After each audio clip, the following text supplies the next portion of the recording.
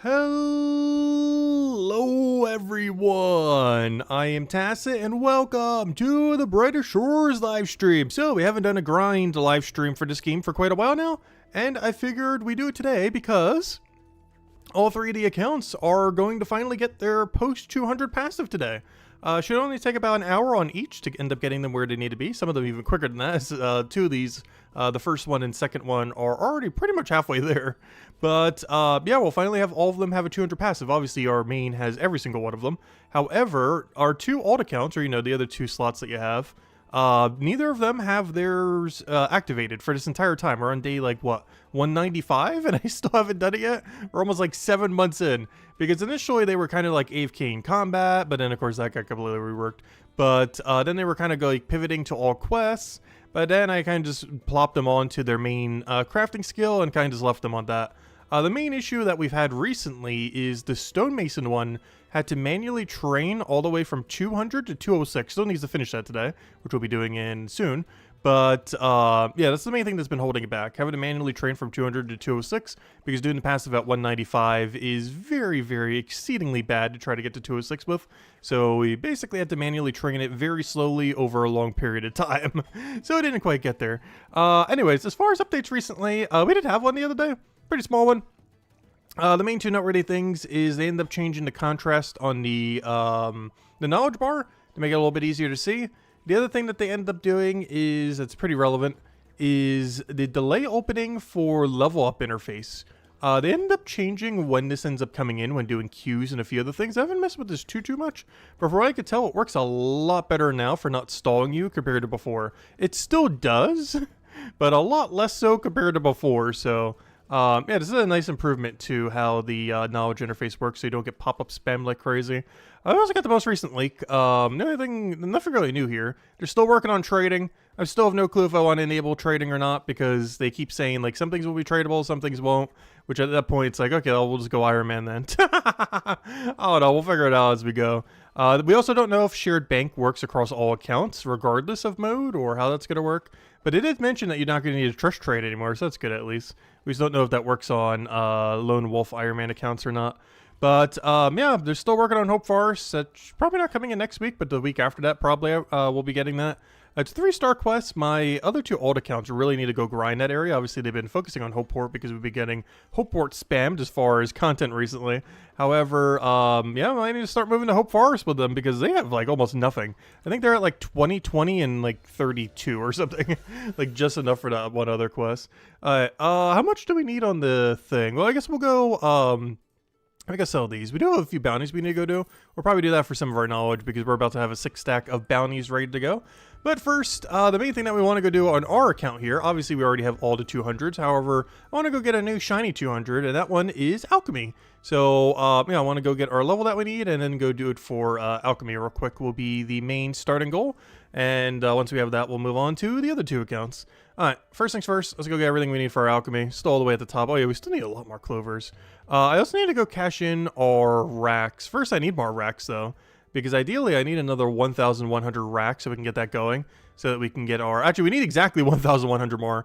Actually, maybe we'll do some of that. We were doing that last stream though, but I need to go do Gennard into a rack. The only problem with that method is I only bank like 4 rack at a time.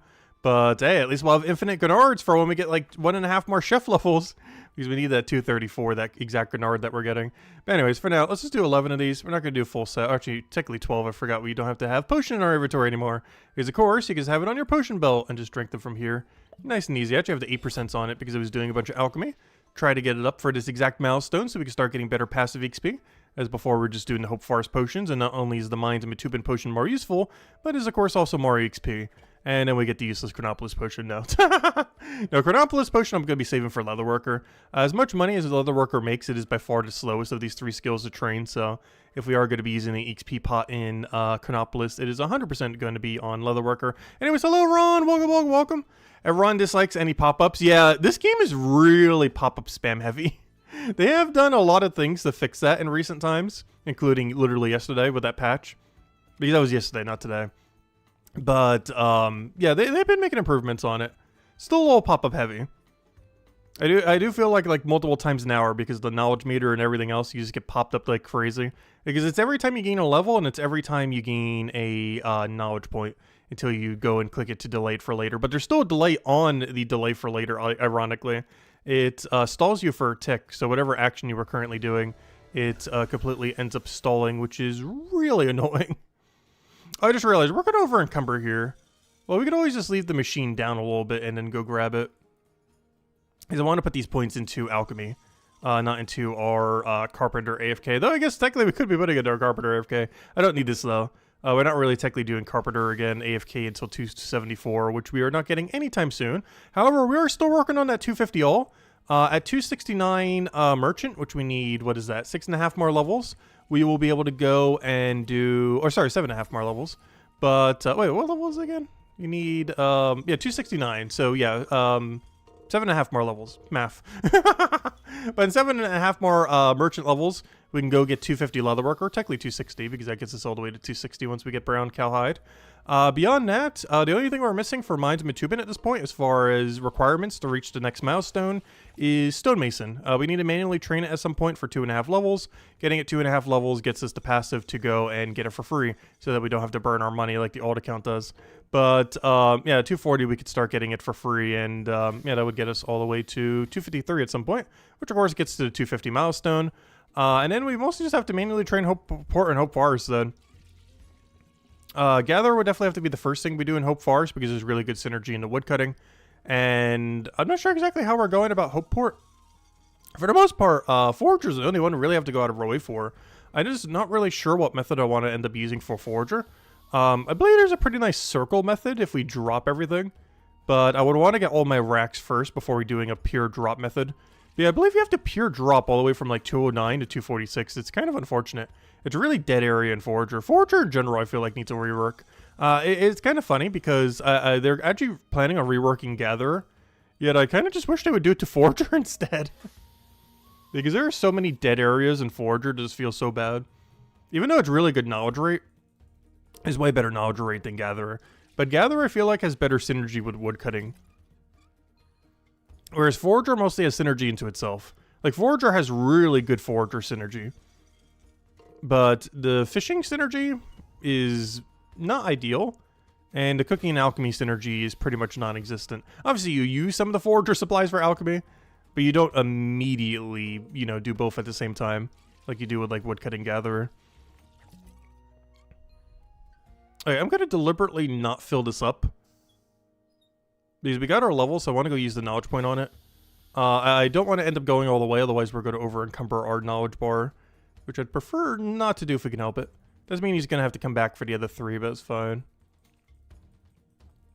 Better than wasting like 7% knowledge or whatever it would end up coming out to. But we're at 267 now, so we can start unlocking our new shiny passive. And it's actually a really good potion as well. Like, really, really, really good. We are going to have to finish the rest of the stuff that's in our inventory. Because unfortunately, you can't bank them like, halfway done.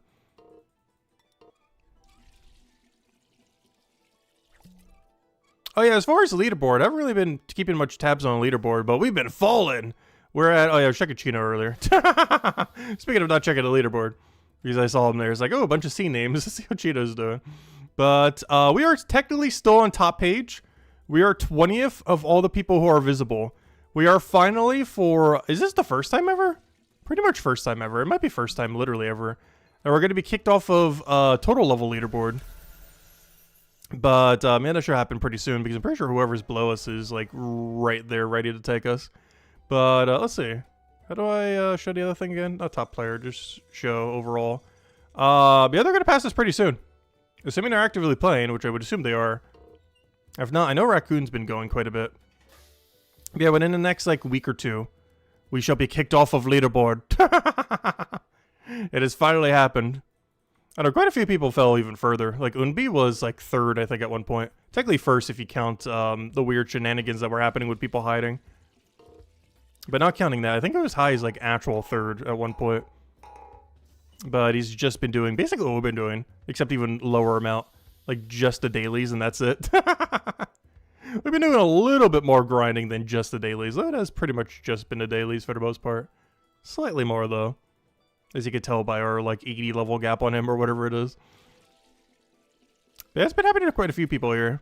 But no, there's still some people who've been going, like, 8, 10, 12 hours a day, which is kind of crazy. They're still out there. We will get, no worries. I'm waiting till Stonewall Hill and or combat rework finally being fully implemented before we start doing that again. I need something that we can like mega grind that's new. Alright, there we go. Obviously put the other point in there. Alright, next goal. We must do anything in the entire game to go get 2 knowledge points. Doesn't matter what it is. We just have to do 2 singular activities.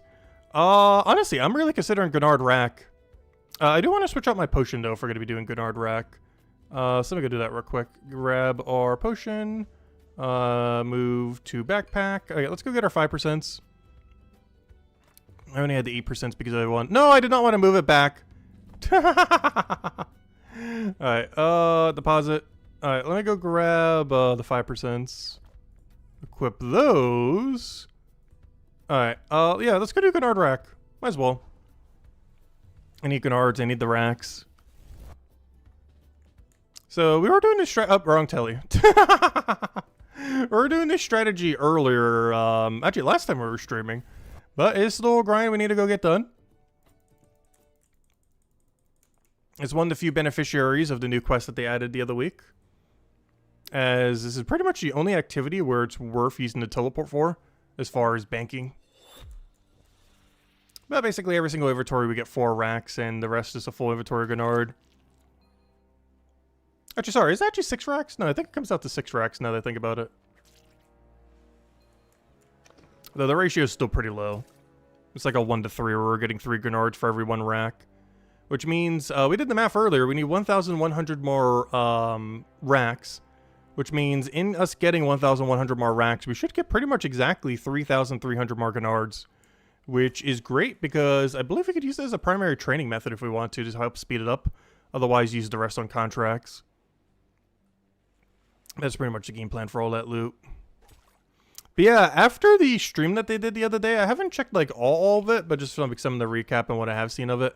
It does seem like I'm kind of questioning if I should enable trading or not. For the longest time, we were like, no, we're not going to enable trading. And then for a decent amount of time, it's like, oh, you know what? Actually, I will enable trading. But now some of the things that they've been mentioning about trading kind of makes me want to not enable trading. So I've come full circle again. I still have no clue. We'll figure it out once we get there. Supposedly they're trying to aim by the end of next month to have trading out, which means it should be out sometime early next year. No. But it's probably going to take them longer than a month. But supposedly... If they are on it, yeah, they're going to try pushing for next month for trading. Well, we'll see exactly how that pans out. The biggest issue with trading initially, overall, more so than anything, is no auction house and or grand exchange system initially. It is only going to be player-to-player trading. There's not going to be some kind of system where you just put your items up and they auto-sell themselves or something. You have to manually sell every single item that you want to ever sell. And with the current non-existent player base of, what is it, Steam? How many people are playing right now? Actually, let's bring it up on screen. How many is it? How do I check this? On this interface. I think if I go to, get your thing.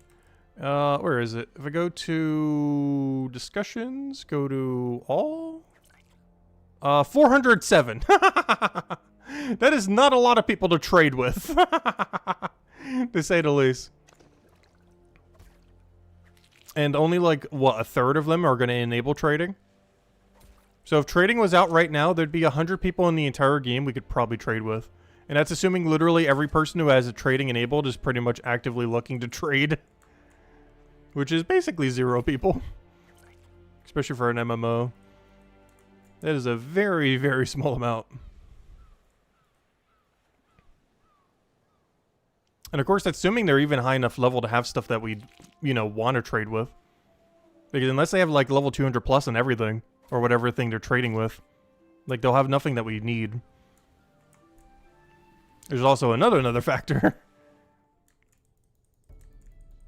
Is even with trading enabled, obviously a lot of people don't have 200 everything, or 200 in a given skill.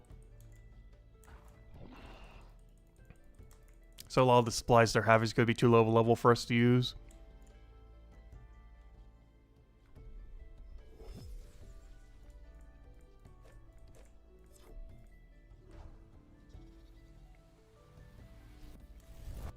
At this point, I'm pretty much just doing a double knowledge grind. I do need to go back to the chef place and go do all of our bounties, though. Oh yeah, I got a bounty I've never actually done before, by the way. We, with that new quest, you also get a new bounty location. Oddly enough, it actually looks like it's pretty good. It's, Sane, Rodrigo. He was all the way on that one island when we did the quest the other stream. And yeah, apparently his task is really good. Like, so good, it's actually better than Century, which is actually crazy. Because it's not that far. Because you'd have to have the teleport anyways because you get it from the quest. But, yeah, it's actually a really, really good task. And by really, really good task, I mean, like, the best task. Like, Century and him are by far the main two you want to be taking if you could help it. The best part is we only have to make one of them. But yeah, we'll do our contracts, actually probably after this inventory. Go do our cooking contract run. As that right there is pretty much a knowledge point in itself. And I'll finish whatever we need on the fish. Yeah, still been doing the passive for oyster. We're in a little bit of a dead area for it, so, you know, doing some actual manual fishing would be kind of nice. Especially once we get to 279, where we can start getting even better XP rate. Though I do kind of want to do the Gennard racks, you know, until we have all of our racks, at least. Which is another 3,300 of these. Which is, what does that actually come out to? How much XP are these each? Because we're pretty much going to be 5% boosted for all of them. So we're getting 6k per each. And we're going to catch another 3,300. I do know what that is pretty much, but just to double check I don't do the math wrong. Let me go input that. 3,300 times 1,100. Yeah, there's 3,000. That's 3.6 million XP. Which is actually not that many levels at all. Wait, really? Wait, am I going crazy? That is only... Wow, post 200 is rough. I'm so used to the passive just boosting up like crazy. That is only one level. Wait. Yeah, that's correct. That is only one level, really? Wow, post 200 is slow. I keep forgetting how slow post 200 is. Those ventures just been carrying like crazy. Because every double venture is like 2 million. Which is like half an hour of like manually fishing. Not even counting the forager.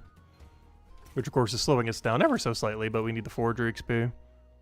If anything, I need the forager XP more than I need the fishing XP right now. It's just our fishing XP gets a really big boost whenever we get to, I think it's like 333. Yeah, 331.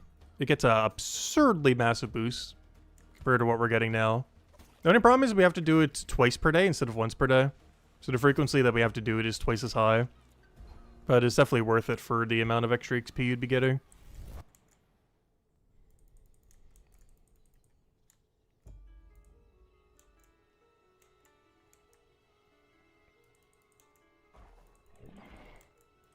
Oh, did they change this to match the color of the chapter? I didn't even realize that. Didn't this also always used to be like a yellowish color? But yeah, it matches the chapter color now. I've been doing so much in Hopeport, I didn't even notice that. Because Hopeport just has that yellowish color, which is like the same color as before. Because I don't think I used to do this before. I think it used to always be like a yellowish bar. Like this color. But yeah, I didn't even realize that because I've been doing so much Hopeport lately. That's kind of funny. I thought it was just yellow and all. Hey, I'm a buds here. On that AFK combat grind.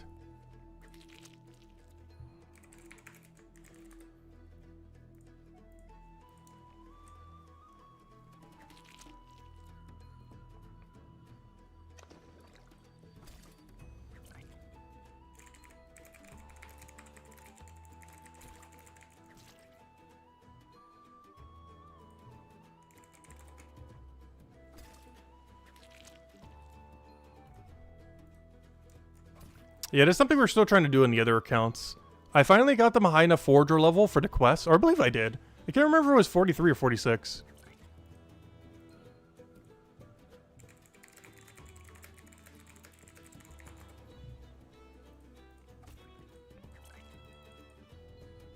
But, yeah, they finally got to level 43, almost 44 Forager. I just can't remember if the requirement was 43 or 46, but I'll check it later. It's not too big a deal if they get one or the other, because you can just manually train the rest at this point. But, of course, I want to get them a equipable potion. I'm probably not going to bother getting them the new telly that's over here. You know, the one in the other room that we just did, which also gives them the cooking contract thing. But I do want to get them equipable potions because it helps for literally everything. And they're pretty close. They should have most if not all of the Forager requirement. And now they just got to work on the alchemy requirement. Actually, I believe I have both of them AFK and alchemy right now. Because I got them both to the 26 activity, which they got for free from Forager too. They didn't even need to spend any on them. Because they just forged it all. So they actually have all the supplies they need for it, which is kind of convenient. Also, I didn't realize I was actually getting some kind of bait. I got some kind of grub thing. I thought it was initially for the potion. Like the detective potion. But no, it's actually for fishing. And they end up getting to use it, I think, at level 65. Which is unfortunate because they only get to use it for like 2 levels.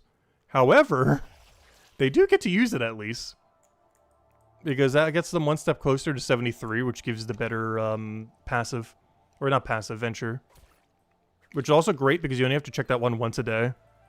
Rather than twice a day. Which is quite a bit less since there's 2 accounts. After this set, we'll go and head over to the chef place. Which will probably just teleport directly over there and just put the 2 things in their correct bins. Because I should have everything banked that I need for this. Oh, this is also the final mana ray we ever get to do. We caught all the mana rays at level 197 when we're going to like 206 or whatever it was for like the next fish or whatever we're doing then. But yeah, we eventually capped out on them. And we have finally finished using every last one of them. I think I have 6 left in the bank and I need 5 for my next century contract. So we really need to go get level 234 chef. Honestly, that's probably the next big grind on this account. Honestly, I might just do that for the rest of this, not the stream, but the rest of the knowledge we need. Do all of our contracts and then whatever we need to go do a little bit more chef.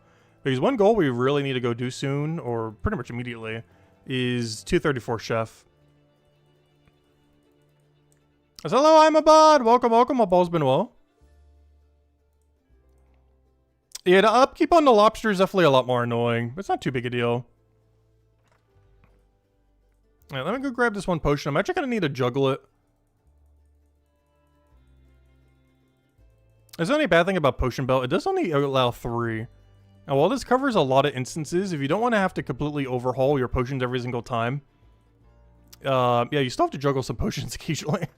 Unless you are only, like, camping one chapter for a very, very, very long time. Oh, yeah, that's one thing I never did do. The cod rack. I never got all my cod for cod rack. I would need to get around 1,800 of them. At this point, I'm not sure if I'm going to bother. The Gennards we're going to be good on once we get them. We're going to, by the end of it all, have about 3.7, 3.8k Gennards. But, yeah, I'm only going to have, like, 117 cod rack. The biggest issue with that is you gotta do them for quite a while, because that's this dish right here. So 1, 2, 3, 4, 5. Yeah, you gotta do them all the way till 336. And at 336, I'm not gonna have that potato. It's not like ideal. It's by far the most annoying dish in the golden age of this area right here. The main thing that we're gonna be missing in this area is the cod and chips. But I've already been skipping them, so having another thing to have to skip isn't really that big a deal, I guess. We're just gonna have another category that we're gonna have to skip every time. That's fine. Can't always do them all. What am I looking for here? Leek. Alright, let's go combine these all. I believe I need exactly 8, which is really convenient. Because I need 1, 1, and 6. So that works out perfectly. Oh yeah, I need to go double check what we have on our message board and see if there's anything relevant there. As we did get the reset pretty much right at the start of the stream. And I have yet to check it since then. Yeah, day's been going pretty well. Weather's been really nice lately.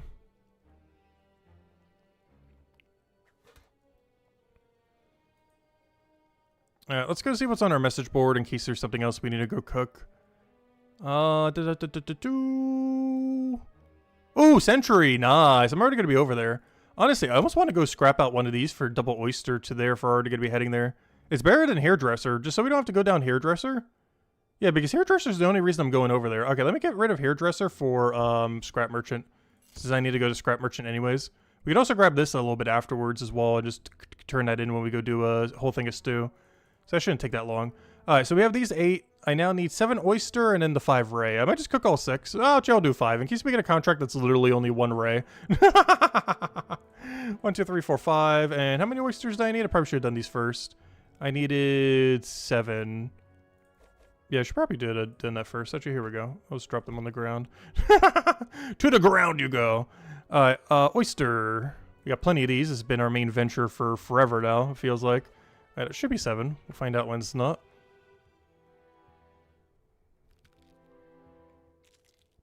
And it should be everything we need for our contracts then. And then we just gotta go run it all. Oh, before I go do this, let me actually drink a 5%. Since we're about to do a lot of actions back to back to back. Because normally you want to get all the prep phase done and then go do all of them for XP. And boost for them ideally.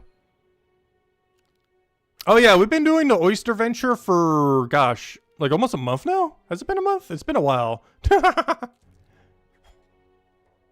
we're out of oyster. Oh, wait. I didn't grab it enough? 1, 2, 3, 4, 5, 6, 7. Oh no, I grabbed one too many things. It is 7, right? Yeah, it's 7. Oops, I grabbed one too many, not what I wanted. Put that back in. Deposit. There we go. Alright, grab all of our mana rays, cook that, cook the other thing. Should be good to go. And bring the 10% with us. Oh wait, why did I bring the 10%? I just realized. I would normally do this to, well, I don't know. We'll still do it. I'm going to 10% on double sentry into the other thing. The only thing that makes me kind of want to not do that, though, is I kind of want to go use the knowledge point on alchemy or something similar if we're going to do it like that.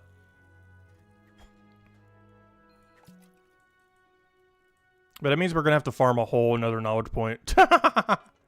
So maybe I'm not going to be using the 10%. Maybe we'll just go grab an 8% real quick. That'll be fine. 10% just seems overkill. But in the time it would take to go get it, oh no, I'm just going to use the 10% and just not use it on a knowledge point. Feels like a waste, but hey. We're going to have a double century into our first time ever on Sane Rodrigo. Too bad you don't get a first time bonus for when you do a location. There's first time bonuses for recipes, but not for a location.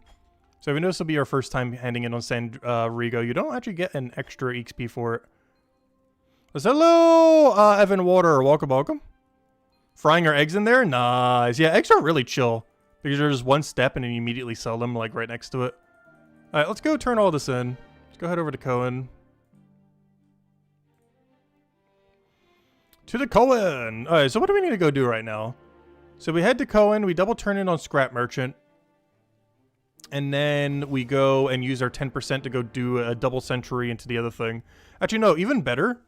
I'm going to turn in Cohen, drink my 10% at Scrap Merchant. I'm going to be able to 10% everything. That'll work. I think we can make that in time. I hope so. We're about to find out. Because this is huge. Because these are, I believe, the 3 biggest tasks you could do that are actually synergizable. The only other one that might be better, I can't remember. Is Scrap Merchant better than Invincible? I know they're pretty comparable, but I think Scrap Merchant is slightly better. But the best thing you could do, I believe, is do Scrap Merchant into Telly to the new teleport, then do Rocky Road, then teleport to the new teleport again, and then go do the hideout. The only thing I'm not sure on is if you have enough time to make it to hideout. Mostly because you get stalled when you go through the water and everything. So I'm not sure we can make it to hideout in time, but we're going to try. Alright, first things first. Let me go turn this in on Cohen. Then we'll go head over to Scrap Merchant. And then, yeah, we should be good to go. We'll drink the 10% at Scrap Merchant. Double turn in Scrap Merchant. Double turn in Century. And then hope we somehow have enough time to make it Rodrigo. I don't think we will, but I kind of want to know for science. This is the first time we're doing the task. Hello, Annie. Welcome, welcome. Yeah, I've been seeing I'm a Bud around quite a bit as well. Honestly, at this point, you tend to see the same people like over and over again always. He's how close the community has gotten at this point.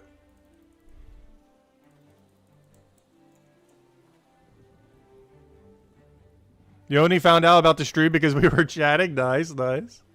Yeah, I haven't been streaming every single day like we were in the past. I will be again either for Stonewall Hill or a combat rework. As I do plan to rush 200 all Stonewall Hill pretty quickly. I'm not sure if I'm going to go for a 500. But I do want to get 200 all Stonewall Hill pretty much the second it comes out. Obviously not literally the second it comes out, but you know what I mean. What do we need here? Just so I know for when we turn it in. I need oyster and the other thing. Okay, that's fine. Oyster and other thing. Of course, I click literally to get only one that isn't other thing. Alright, oyster. Oh, no, wrong tally, wrong tally, wrong tally. Wrong tally, no! Alright, there we go. Alright, we still need one more point. So we can go get our passive, then we can move on to the other two accounts. Yeah, I don't think we're going to have enough time to bring these all in. We're not going to be able to make it to Rodrigo.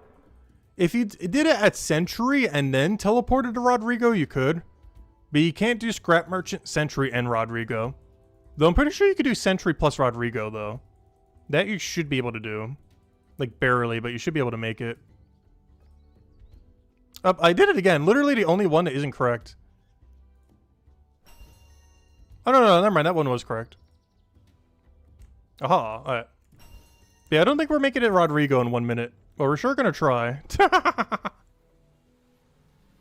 You could definitely do Sentry plus Rodrigo, though. But doing all three seems like it's not gonna make it. If there was a shortcut to get through there with Builder or something else down the line, we probably could. If we could ever get a way to go from this room to that room right onto that top tip of that shore. But having to tread through this water over here is very slow. Like, this stalls a lot of time having to walk through this water. Because your movement's like half as quick through this whole area here. Yeah, it's not going to be able to do it. Sentry plus Rodrigo you can, but you can't do Scrap Merchant, Sentry, and Rodrigo. Which is slightly too far. Well, now we know. First time we're turning in on him. Oh, yeah, you could loot a bunch of chests while you're doing this, too. There's like a triple chest loot that you could do on your way here. All of the better quality chests. Honestly, we almost made it. There's like 10 seconds to spare. Yeah, there you could get 4 or 5. Wow, there's like 6 trunks over here. These are the repeatable ones, right? Yeah, they are. Yeah, there's 6 trunks over here if you want to do them on a Rodrigo turn-in. That's not bad. That's a lot of trunk. Alright, here we go. Right, let's go get our other knowledge point we need. We're almost there. And we can move on to the other 2 accounts. At this point, I think it's just 2 inventories of stew. One of which I need to go turn into whatever our one task was.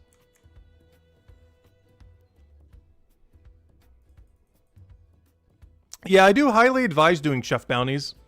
They're actually really, really good value, especially in the dead zone, if you're ever in a dead zone in any cooking level. Like if you're not able to cook whatever your highest level dish is. Luckily, right now we can. Because our highest level dish is stew. And our next highest level dish are the Gennards that we were catching earlier. So we could easily be cooking whatever our highest level thing is. But if you're at the point where you can't be cooking your highest level thing, but you unlocked like a new thing, they scale every single time you get a new recipe, the bounty board. So it is very beneficial, especially if you can't cook whatever your highest dish is, to be doing the bounty board. Like for example, at 251, we're definitely not going to mass catch the mana rays to go cook. And because of this, it is really good value to be doing our bounties. Because we're only going to have enough mana rays to go do them for bounties and not mass cook them. Whereas for both vegetable stew and Gennard, we can mass cook them if we want. Because we're going to have quite a few of them. Gennard slightly less, so I think I can only mass cook about 2,000 of them. Before I need to keep the rest for bounties. But obviously things like vegetable stew, omelette, stuff like that, you can infinitely do because you just buy them from the shop. Whereas a lot of the fish dishes, you're a little bit more limited with how many you could do. Because most people aren't banking all of them. And even if you are banking all of them, depending on what fishing route you're going for, you're going to be missing quite a few fish still. As generally when you're fishing for fishing XP, you're not fishing for cooking XP necessarily. Even though it's a byproduct of what it's giving. But you know, your main focus is on, okay, what should I be catching to get the best fishing XP? But not necessarily the number you'll need for chef. Hey, where's my tool belt? I need the 5% here. Alright, we're only going to need to do 2 inventories here. Which is only 1. Oh no, maybe I'll go do 1 inventory of Gennard Rack, I guess. And then transition over to the other account. Alright, use our 5% here. Yeah, I'll probably do that, just so we can go turn in the 1 bounty right here. You just fish for cooking XP? You can do it that way. It's really common to do that in things like Chapter 2 and 3. where you do wood cutting to do carpenter, where you do mining to do smithing and stonemason, so on and so forth. Alchemy has it to some degree too, though. You have to train a lot more skills. I feel like it's done a lot less for chef and fisherman. Mostly because even though you can do it, and we have been doing it that way for the most part, the biggest issue with it is there's just dishes that are so easy to make. The main ones being vegetable stew and omelet and bacon sandwich. Those three are just so free to get compared to all the fishing supplies. But luckily with the new teleport, at least Gennard is a little bit easier to bank. I guess you could technically use it for mana ray as well. But some of the other ones are still really far to bank. Alright, we'll sell all but 6, get our new bounty that we need. I think it was somewhat close. I know it was one of the smaller ones that we need to go do here. And then we'll go to one inventory of Gennard Rack and then transition over to the other account. And we should be good to go. Yeah, the new telly's been a lot of help for Hopeport. I'm curious what the reward's going to be for every other chapter. If I had to guess what Hope Forest reward is going to be, one of them is probably going to be a venture for woodcutting, if I had to guess. And we got some teaser about a bunch of bee stuff. So there might be a new training activity related to honey that's related to Gatherer or something. Because there's currently no quest that has a Gather requirement, so 1 to 2 is 100% going to have a Gather requirement. But if I had to guess, yeah, we're probably getting a new venture related to honey, either for Gather or for woodcutting. Probably for woodcutting, but it might be Gather. And beyond that, I'm not sure what else they would really do. That's just like an XP quest, because it already has a second teleport. But I do feel like it will get a venture. The main reason I say that is Chapter 2 is currently the only chapter with 0 ventures. So it is very likely we're going to get... my two most ideal things would be either a woodcutting or Gather venture. Ideally woodcutting, but either is fine. And the other one I feel like we might get, though probably not, though I wish we would, is a new carpenter training method. Because that would be my ideal. Is a venture for Chapter 2 because it has 0, and a new carpentry training method. Are we getting that for sure? We have no clue. But that would be my hopes for that chapter.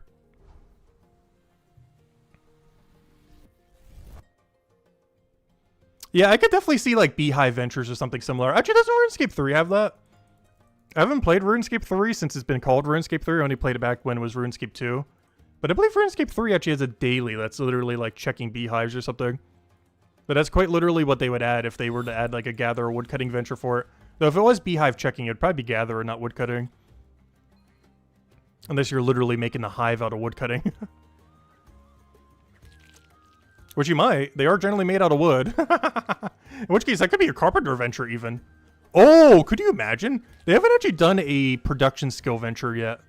So far, every venture has been for a gathering skill or a gathering adjacent skill, like a detective or merchant. So far, we haven't gotten it for a production skill, but could you imagine if checking beehives was carpenter XP? That'd be so nice. Gosh, that's gonna be like the venture forever. If there's like 2 beehives you could check every day. I really hope we get more venture slots soon. I assume by Chronopolis we'll get at least 1 more. But, yeah, we still only have 2 out of 6. Any quest that ever gives you a venture slot must immediately be done the second it comes out. Because the amount of free XP you get every single day from a new venture slot is so high. Like, I'm literally going to need to rush my 2 alt accounts to immediately go get it instantly. If they were to add another venture slot. But any quests that ever give you those are such absurdly high priority.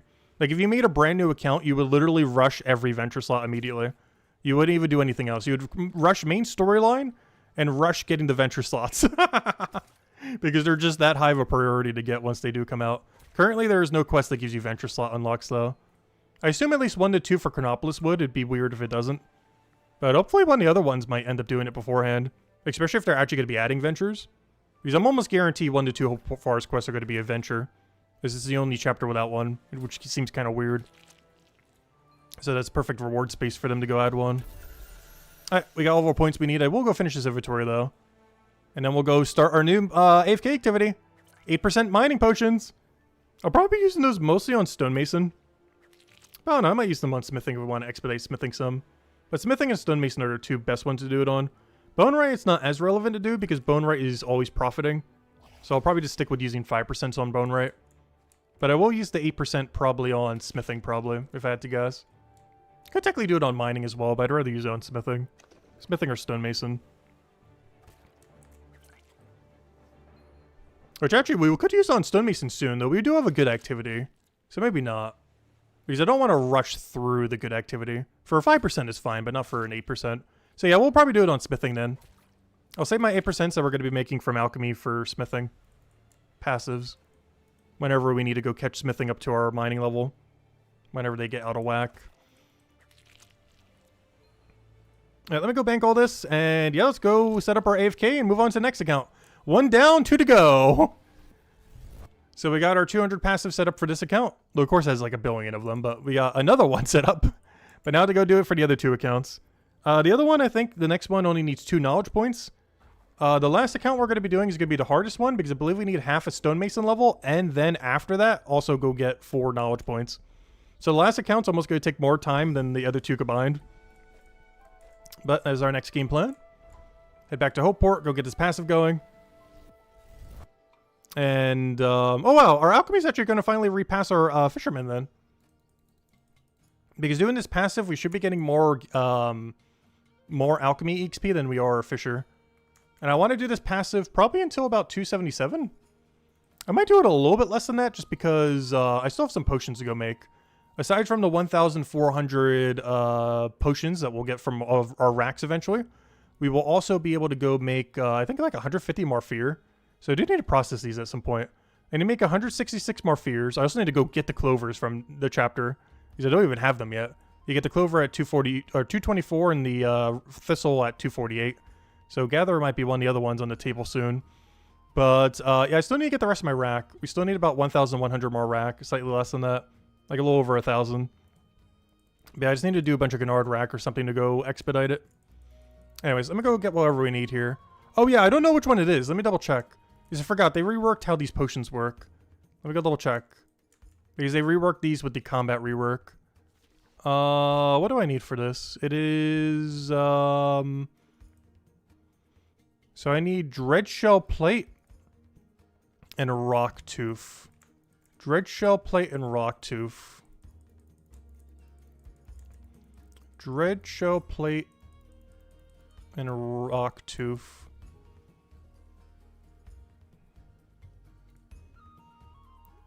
These 2. Ah, good. They're right next to each other. You know, they're not that much more expensive than the previous ones. Wait, what? Why? Am I going crazy? What region is this for? Are they in order? 5%, 6%, 7%. Why is the 7% so much more than the 8%? That is so weird. Yeah, 267. Yeah, that is weird. Look at that. It's like 200 copper cheaper to make the 8% AFK potion than it is to make the 7% AFK potion. Because there's a 7% right there. That is so weird. That doesn't make like any sense at all, but sure. It benefits us because we're getting a better potion for cheaper and better XP. That is so weird though. But yeah, doing the 8% passive potion is basically the same cost of doing the 7% passive potion. Except the 8% passive potion is way better. And you know what? When's my next thingy? I'll do it. I'm gonna go do a 10, I'm gonna get the 10 potions AFK. Get a little bit more XP in there, even though I do want to get quite a few of these. Still expedite it a little bit. Alright, leave our account doing that for later. I'll go check it at midnight. Let's get the first time bonus in. Hello, MK Jets. Welcome. Alright, let's go head over to the second account. 1 down, 2 to go. I just want to wait till the first time bonus to trigger here. Any moment now. But yeah, all these 8% will probably save for smithing then. Smithing passives. There we go. And we're getting 1.9 key with the 5%. Alright, leave them to go do that for a while. Alright, now the other 2 accounts. Okay, let's go to the easier one first. And then we'll save the hardest one for last. So currently I have them also doing alchemy AFK, oddly enough. But yeah, does anyone know what was the requirement for, let me go check the wiki real quick. What is the forger requirement for chapter, for the potion belt equipping quest? Alright, not the missing fisherman. Where is, oh, I'm here. What is the missing fisherman? 68. Oh, that's high. That's annoying. What is Potion Belt? I forget what the quest is even called. Potion Belt quest. 43? Okay, it is 43. I was hoping that this would have a location to get there. Potion Belt. That's weird. It doesn't have like a thing to go back. What was it called? I still want to double check. It's 43, 46 then. I just want to double check. It is called Herbalist Hurdle. There it is. Yeah, thank you, Annie. Herbalist Hurdle. Herbalist Hurdle. Category. Why is it not? There we go. It's weird that's not first. Yeah, it's 43, 46. Okay, just making sure. So they're already good on Forager then. They both have 43. Perfect. It's just the 46 alchemy they need. Alright, so I was doing it exactly correctly then. Perfect. Anyways, we need 2 knowledge points through any means necessary. Now it comes down to how do we want to go do it. I could go manually train Forager. I'd rather wait till we get the kelp method though. And do like kelp potato or kelp limpet, something similar. Let me go check his bounties real quick in case we have some kind of good setup to go do. Actually, what do I currently have? I have a bunch of annoying ones. Let me actually do bacon sandwich because I believe we can get this as a task, right? Oh no, not at his level we can't. Oh yeah, let me just do the stews. I forgot. He's not even at the better bacon sandwich. My other one's like almost already at Branoff. I think it's at like 57, 58 chef. Because I've been AFKing on it a lot more. This one needs a lot more than that though. This one is so far behind on chef on the other one. I'd probably mostly do it off stream though. I'm mostly just here to go check my bounties. But yeah, I need to go figure out what I want to go level on him. Obviously chef, but that's a good off stream one because it's really AFK. Alchemy I could do some Stonewall Hill things. We don't get a particularly good EXP rate till 35 though because they buffed potent potions like crazy. And while almost all of them still lose you money if you buy them from the shop, their EXP rate is just so much better than doing normal potions. The only problem is you don't get access to them until 35. So I kind of wanted the passive all the way till we got to 35, or at least to 32, because this potion's pretty bad. Though I say Forensic Potion is pretty bad. If I'm mostly mass AFKing them, they would technically need it to get Detective up. And I do eventually want to get them to 83 for all the shortcuts, as you eventually need 83 to unlock every shortcut for Merchant, which basically means Merchant is locked behind 83 Detective effectively. Not really, but you know, if you want to like truly do Merchant, you need 83 Detective first. So it is kind of like pseudo locked behind 83 Detective. And there's no way I'm manually training them from 35 to 83. That would take forever. It would be quicker, but gosh, would that take long. Like we're talking like 30 hours, 20 hours, 30? If I'm not putting any knowledge in it, honestly, it might be close to like 25-ish hours to go get each of them. Each of them, not for one. Like between the two of them, it would be like over 50 hours to get both of them that high.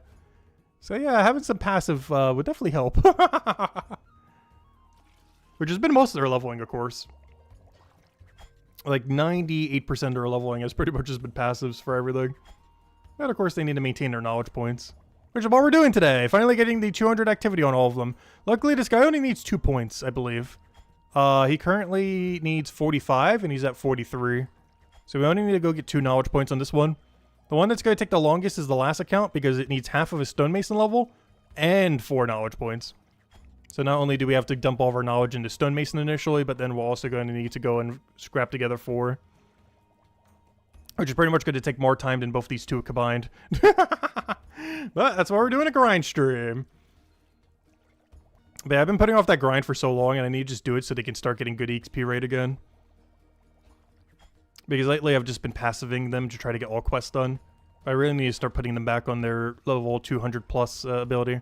Actually, the other account has never done a 200 plus yet. This one has a little bit. It did the 200 to 212 passive. But the other one has never actually touched a post 200 passive yet. This will be the first day it does. Once we get there in 2 hours from now. That's about how long it will take.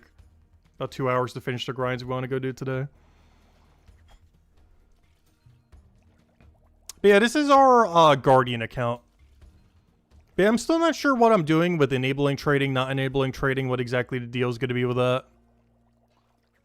But I still feel like the path that I'm going down, regardless if I'm giving them trading or not trading, is still going to be the way we go.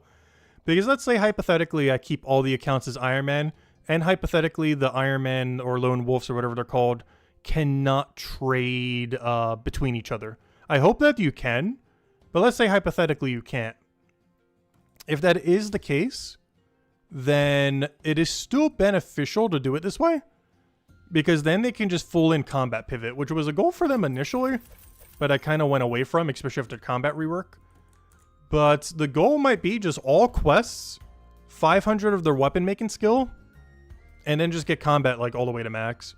So whenever that there's content related to, you know, a specific class, if there's enough differences between them, we can simply just go and, you know, do the other class. So we'll have everything we need for combat with them. We'll go and get them to 500 for the production skill. We'll then go get their combat all the way to max. And then boom, we're good to go. Or at least to 1,000, because 1,000 is when we should be able to get a lot of the benefit from combat. Because most things not going to be skilled for you to need like 2,000, 2,500 or anything like that. By 1,000, you should have access to most things related to combat. Alright, I just did all of our cooking for now. What do I want to go train manually? I don't know, it might just have to be Forger. Honestly, I kind of almost want to do Alchemy. This account has the money that you can go manually train Alchemy to go speed it up a little. The only reason I kind of not want to do it, though, is just because it does help us eventually... Like, we're eventually going to have to manually grind past the Forensic Potion, I'm pretty sure. I don't know, we'll still do it some. I believe they're both right next to each other, too, so it's not that hard to go by them. They're both, like, right at the bottom here, right? Yeah, the mushroom's right here. One is slightly up, the other one's slightly down. That's perfect. We'll grab that, grab that. Let's go do some alchemy, because I really need to go get these guys potion belt already. And unlike the other account, this account actually has the money to be burning it all. I will be keeping all of his Stonewall Hill potions, just in case, though. What's nice is he actually made quite a bit of 5% Mines of Matubans before the update. The other account only made like a dozen. I already went through all of them. I think this one still has like 80 of them. Back when they only cost like 1 silver each to make. Now they cost like, what, 8, 9 silver to buy from Ebsworth? It's actually crazy how much they spiked up in price. I actually bought a lot of them on my main account before they did. I was going to grind for like an entire week, but then the update came out of nowhere. So I was only able to grind for a single day. Like we literally did merchant for like 12 hours straight. Then I stayed up for like 6-8 hours that night all the way till the reset time or when the update ended up coming around. And we ended up buying ourselves like 14,000 Mines of Matuban potions on our main account. And I still have like 12,000 left or whatever it is at this point. I also bought 1,000 5% potions that day. And I think I have like 400 left. Because obviously we've been passiving pretty heavily. Not always in Mines of Matuban, but quite a bit of it there. But I'll be keeping all these for when Stonewall Hill comes out. Because buying them from him is probably going to cost like 3 silver each. And they only cost like 1 silver each to go buy from the shop. Or, you know, if you're making them. And we're currently at a level range where it is viable to make them. Obviously, that'll fall off pretty quickly. But, yeah, this current level range, at least till 35, they are perfectly fine to go make. Because you burn way too much money unless you collect them for the 29 potion here. The 30% heal. So, honestly, the current meta is Stonewall Hill from 23 to 35 if you're not doing any passive. Though, of course, this account will be doing some amount of passive. But that pretty much is the strategy for going through that range at this point. These potions are only 1 silver each. And they're going to help you for when Chapter 5 comes out. As they are at least half the price, if not 1/3 the price of buying them from already pre-made. Obviously, you'll need more than however many you make. Even if you make 1,000, that's not going to last you forever for Stonewall Hill. That can go pretty quickly if you're chucking them 30 an hour. But, you know, it lasts for a good amount of time. Can help get like 200 all or whatever your goals are for the chapter. Because for these accounts, their only real goal for that chapter is to go get all quests done. Like, that's the only thing I plan to do with them in Chapter 5. And a goal that they're still working towards. Actually, how are they doing progress? They both have the same amount of quests completed. So they're both missing 1, 2, 3, 4, 5 quests. Soon to be 6 once they keep adding more. But yeah, they're both currently missing 5 quests. With their current focus on both of them being to get the Herbalist Hurdle so they get a equipable potion. As out of any quest they don't have completed is by far the best reward out of any of them. Then I'm probably working them on Brannoff, just because Brannoff is pretty comparable requirement. Because the alchemy level that you need for Potion Belt is about the same requirement you need for Brannoff. At which point you just AFK cook the rest. Oh yeah, why am I checking that? I forgot. I need to go get them from the shop. I was going to say, I could just equip them to my Potion Belt. I forgot I can't. That's kind of the whole reason why we're doing this. We don't have access to Potion Belt. No! But we'll probably do this for most of his grind then. Just to expedite him a little bit more to Potion Belt.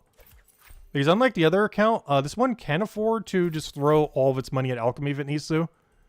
But the other thing is, this thing has a way lower chef level. So whenever the other one needs alchemy levels, this thing's going to be training chef. The other one's at like 57 chef, 58 chef, whereas this one's only at 33, which is so low. I need to go AFK it for like 2 days straight at some point when I have a lot of AFK time. Like if I'm doing something at the computer, but, you know, just need something on the side. I really need to go get this guy to 61 chef off of just stews. Actually, do we have access to them yet? Oh, gosh. Yeah, you got to do the 25 stew all the way to 61. This was such a nightmare of a grind the first time around. I'm almost done with it the second time around.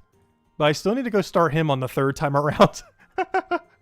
Gosh, honestly, out of any nightmare grind that's in like early mid-game in this game, or whatever you would want to call that, that is honestly probably one of the worst ones at the moment, just because there isn't really a good fill for the in-between here. Because bacon sandwich is about the same as vegetable stew, so you don't really get an upgrade then.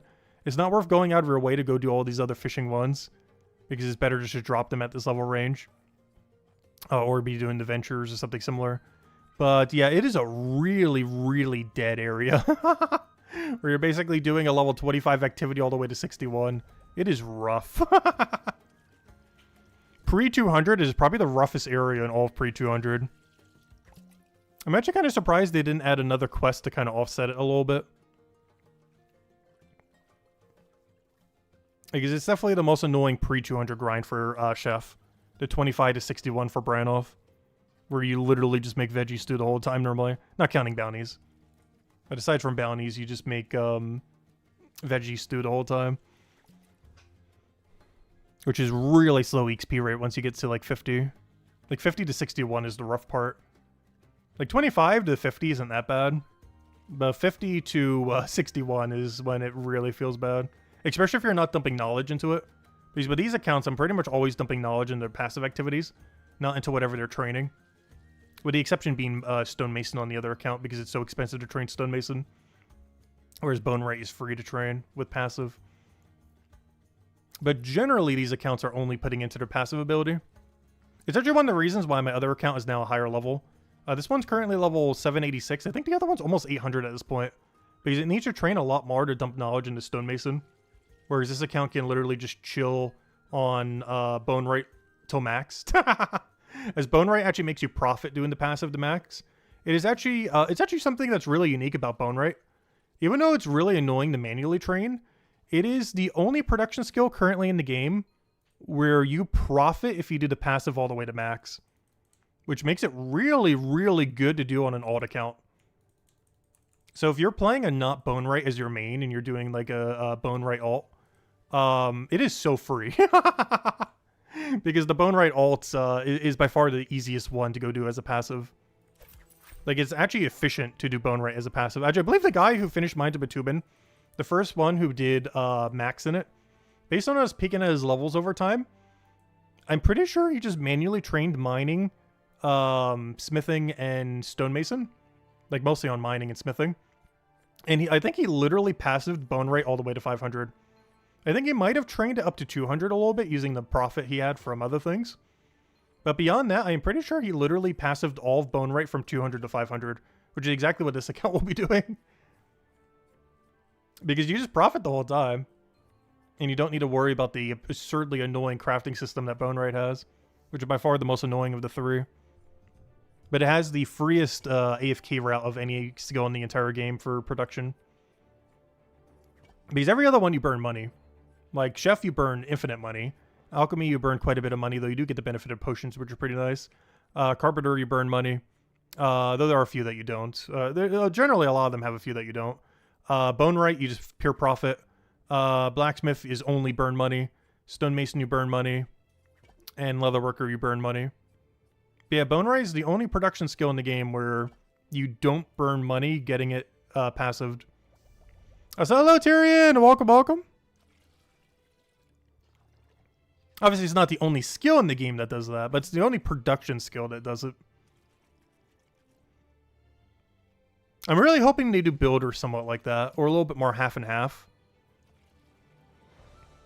As long as they don't make it like smithing, where like literally every single passive is just pure money burn. At least things like Carpenter and Bonerite, I mean Carpenter and Stonemason and stuff like that, they have occasional ones where you do make money.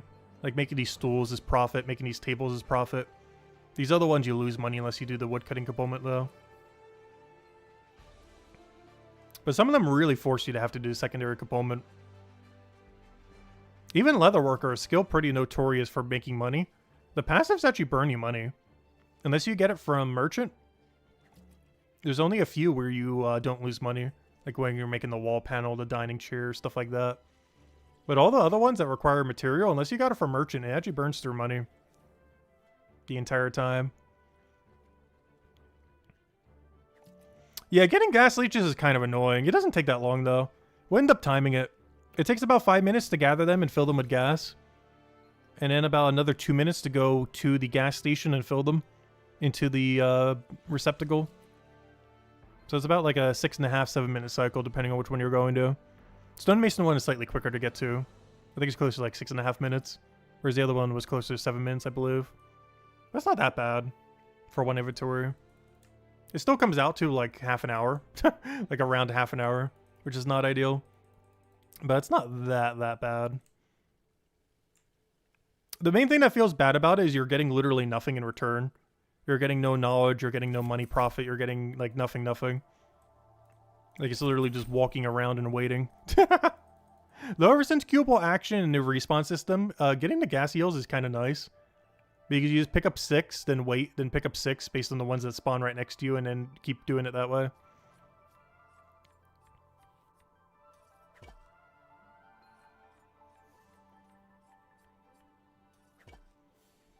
You're doing minecarts? Nice. Honestly, out of all the mining activities, I didn't care for minecarts as much. I'm not a big fan of the interface thing. Like, I'd rather do blast mining than minecarts. Because blast mining's in old school RuneScape, and I actually pretty enjoyed in old school RuneScape. The only reason I and many others don't do it, even though they buffed it like a billion times, is, and you can get like a billion free dynamite from everything else you need, so you don't even need to go out of your way for that like you do with the Venture in this game. But the main reason it's not really done in the other game, it has no unique. Like, one thing that actually makes it pretty nice in Brighter Shores is you get Deathstone. And it's pretty much the only way to get Deathstone because it's way too expensive to buy from the shop. So it's pretty much the exclusive way you get Deathstone. Whereas blast mining equivalents in old school RuneScape gives no uniques at all. While it's good EXP and good profit, it doesn't give you anything special, so it doesn't feel as rewarding. Whereas in Brighter Shores, it's pretty much the only way to get Deathstone. As shop prices are way too high to viably get it from there.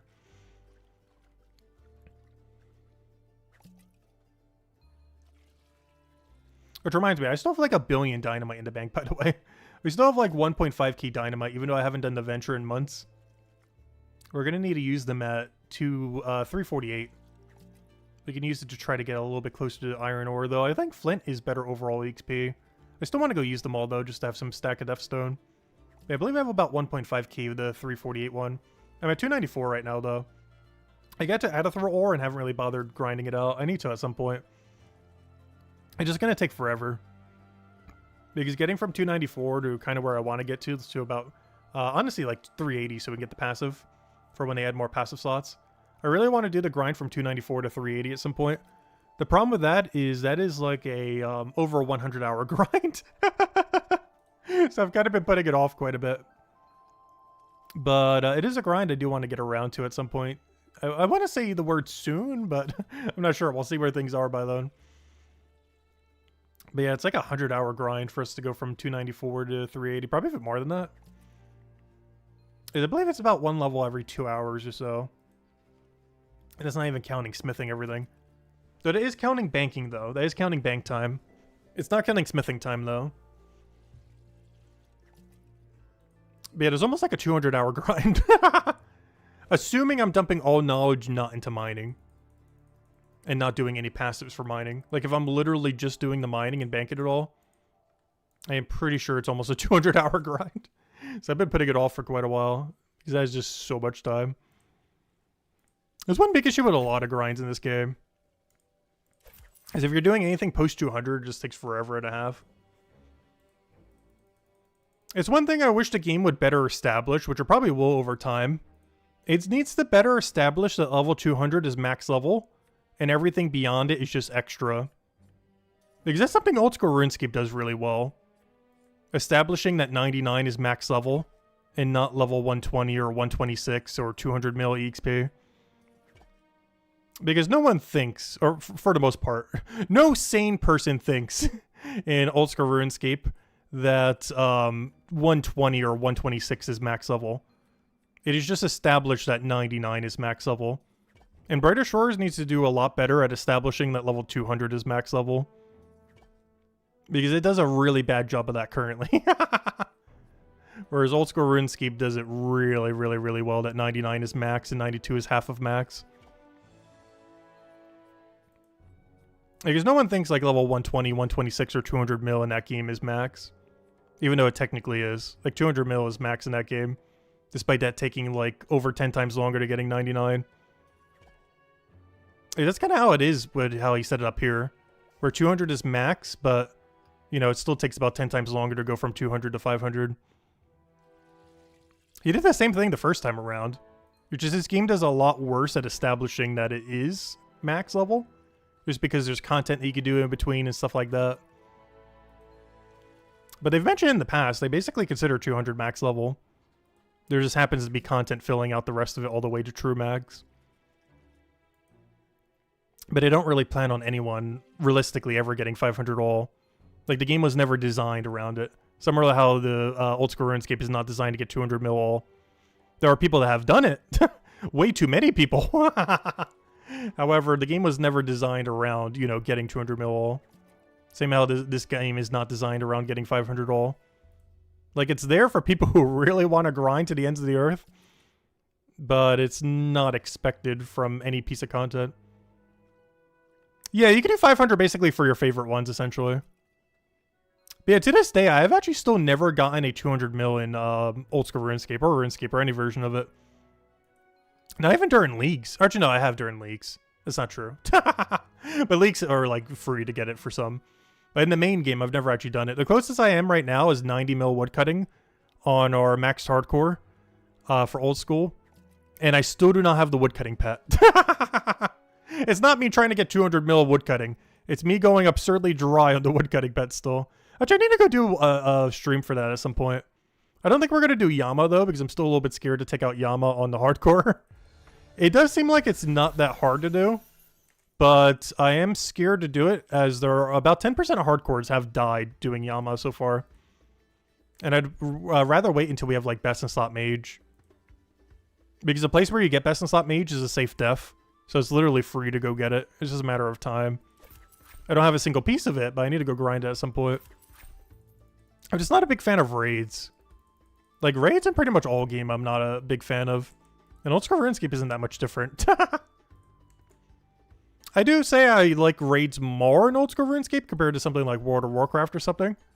But still, mechanic in games I'm not that big a fan of. I'm curious to see how Brighter Shores will end up doing it. Because despite me not being a big fan of raids, I did enjoy Dungeoneering when it first came out. Which is basically his original version of doing raids in a game. So I'm curious to see what he does for Brighter Shores. As it will probably have a lot of similarities to Dungeoneering. We'll have to wait and see. Because Dungeoneering is pretty much the last thing Andrew Gower really realistically did with RuneScape 2 back in the day. Before he kind of got phased out and everything.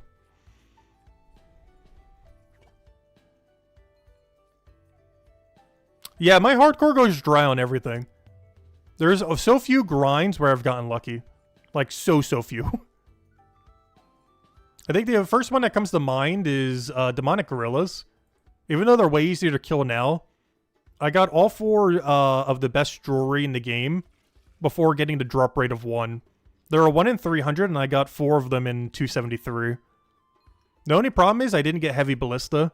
So even though I got lucky on those, it doesn't really matter, because if I eventually want collection log completion, I need to go back there for a 1 in 1,500 drop. If I got that drop as well, I would have considered us absurdly spooned. But despite me going really lucky on the jewelry, it's not actually that good, because until I get the 1 in 1,500 drop, it doesn't really matter how lucky I get on everything else.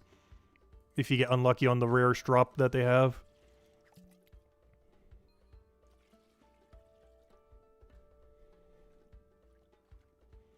Yeah, I've still been enjoying Brighter Shores a lot. The main thing that's kind of made me not, or a little bit less motivated to play recently, 2 things. One is hitting 200 all in the main account, because gosh, does it get slower. And while these accounts do go quicker, it doesn't feel as rewarding doing the ults compared to our main. But the other thing is, I don't know, I'm just not a big fan of what they did with the combat. Like the overall combat changes they did in Wave 1. I really wish they would have just kept the chapter divides and just stuck with it. Or if they did overarching combat, doing it a bit differently than the way they did. Because the way I originally thought the game was going to be before it launched is I thought every single area would have like its own combat, almost like a mini Slayer skill for every single zone, but then have one overarching combat. But the problem is they got rid of like the, you know, the Slayer for every single chapter kind of angle and just combined it all into one big ultra mega skill, which I'm not a big fan of the way that they end up doing that. Not sure if they're ever going to rework that when they go to the second wave of the combat rework, when they add special attacks and everything else. But it's the only update they've pretty much done since launch where I do not agree with the change compared to keeping it like chapter based. Or if you were to do an overarching combat, still keeping like the chapter divides for everything. I'm pretty sure it won't be as big a deal once we have repeatable bosses and raids and other things in the game. But until we have all that content, it just feels really clunky what they've done with combat so far. It's been like that for like 2 months now.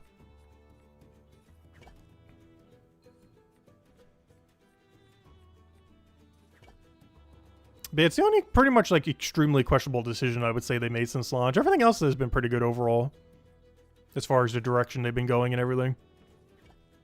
And currently they've been on a questing spree, which honestly I don't mind at all. I would love for there to eventually be like over 100 plus quests. Obviously that'll take forever, but they're getting there.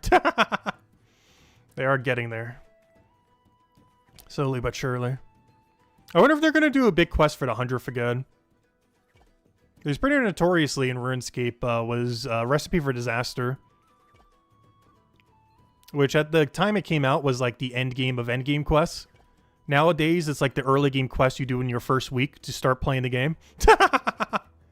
That's one of the most efficient things to do is literally go rush that quest down immediately.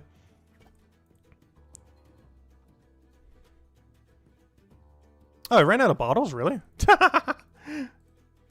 Actually, you know what I need to go do? Let me not buy just bottles. Let me go buy everything. Because I'm getting tired of running out of these things. I did it on my other account, but I forgot to go do it on this account. Let me just mass buy every single storage receptacle. So I don't need to worry about it for a while because it's so cheap. I didn't do it earlier because like 10, 20 silver meant a lot to them back then. But nowadays, especially this account, 10 to 20 silver is like negative cash. Like that is like so free. It is basically zero. So I'm gonna go buy up everything just so I don't need to worry about this later.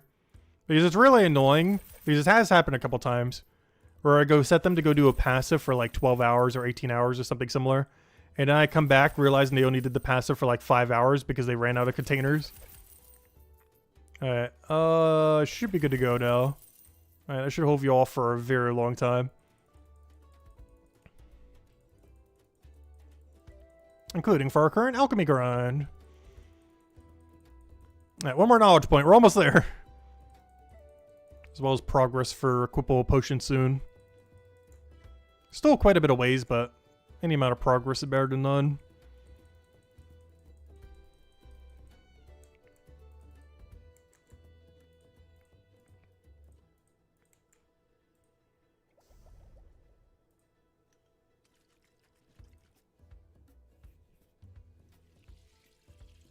You've been enjoying skilling more than combat? Yeah, right now, skilling is definitely the more beneficial thing to be doing.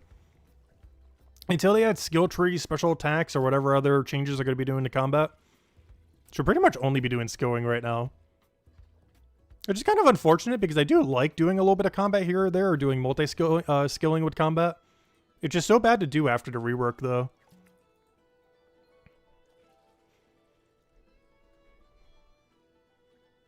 But do the skilling now, so when they finally make combat good, you could just focus all in on combat. Because that's pretty much my game plan for all 3 accounts at this point. Is focus on everything else that we need. For the alt accounts, it's all quests plus getting their production skill to 500. And for the main account, obviously, just working on like literally every skill in the game that isn't combat. And that way, when combat does get finally fully finished, we'll be good to go and don't need to worry about a bunch of skilling. We just make our best in slot weapons whenever we need, go get all the supplies as we need, everything else. Be good to go. That's pretty much my end goal for these accounts, regardless if they stay Iron Man or enable trading. Is the 2 other slots only plan to do all quests in case they add some really mega quests that you're going to need a lot of quest points for, or a lot of star points, or whatever they're going to do with it. Currently, no quest has a star requirement, but I have a feeling they're going to add them at some point. Like a quest that requires like 30 stars, 50 stars, 100 stars, something similar. And basically treat them like you used to treat quest points. But while that doesn't exist yet, he's 100% going to do that at some point. I have not a single doubt in my mind there will eventually be like a 100-star requirement quest or 250-star requirement quest or something similar. He has never given any indication of such, but there is definitely like a 100% chance he's doing that at some point.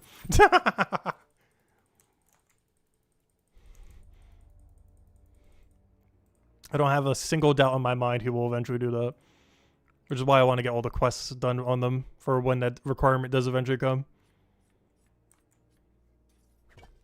What's the max stack of any amount of an item? I believe they go infinitely in storage, do they not? I haven't seen them cap out yet. Though I've never bothered getting a stack above like 20,000 before. But I'm pretty sure they go over like 99,000. Like I'm pretty sure you can get 6-digit, 7-digit, even further than that. But yeah, I'm not sure if there is any cap to how much you could stack an item in your storage. And if there is, I'm not sure anyone has gotten close enough to check. Because if there is a cap, it's probably so high that no one is even remotely close to a cap yet. Because it's likely over 1 million, if there even is a cap at all. And getting 1 million of any one item in this game is absurdly hard.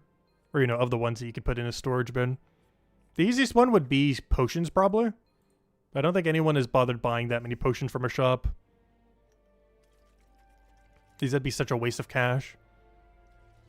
To go buy 1 million potions from this guy.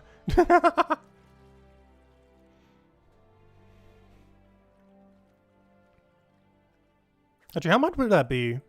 If you buy a potion for like 1.5 silver, times 1.5, divide this by 1,000. Because that's how much gold it would be. And then divide that. It would be 1.5 platinum. Yeah, I don't think anyone has done that. If someone spends roughly 1.5 platinum on buying a Hope Port potion, like 1.5 platinum worth of Hope Port potion, they would have a stack of potions over 1 million. So they'd be able to see if they stacks can go to up to 1 million or not.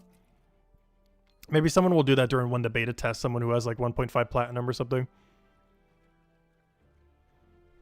Since obviously it just gets wiped afterwards, so they don't have to worry about actually wasting their money. But I'm not sure if anyone has tested it yet. To see if things stack that high. I assume the answer is yes, but I don't think anyone has ever bothered checking.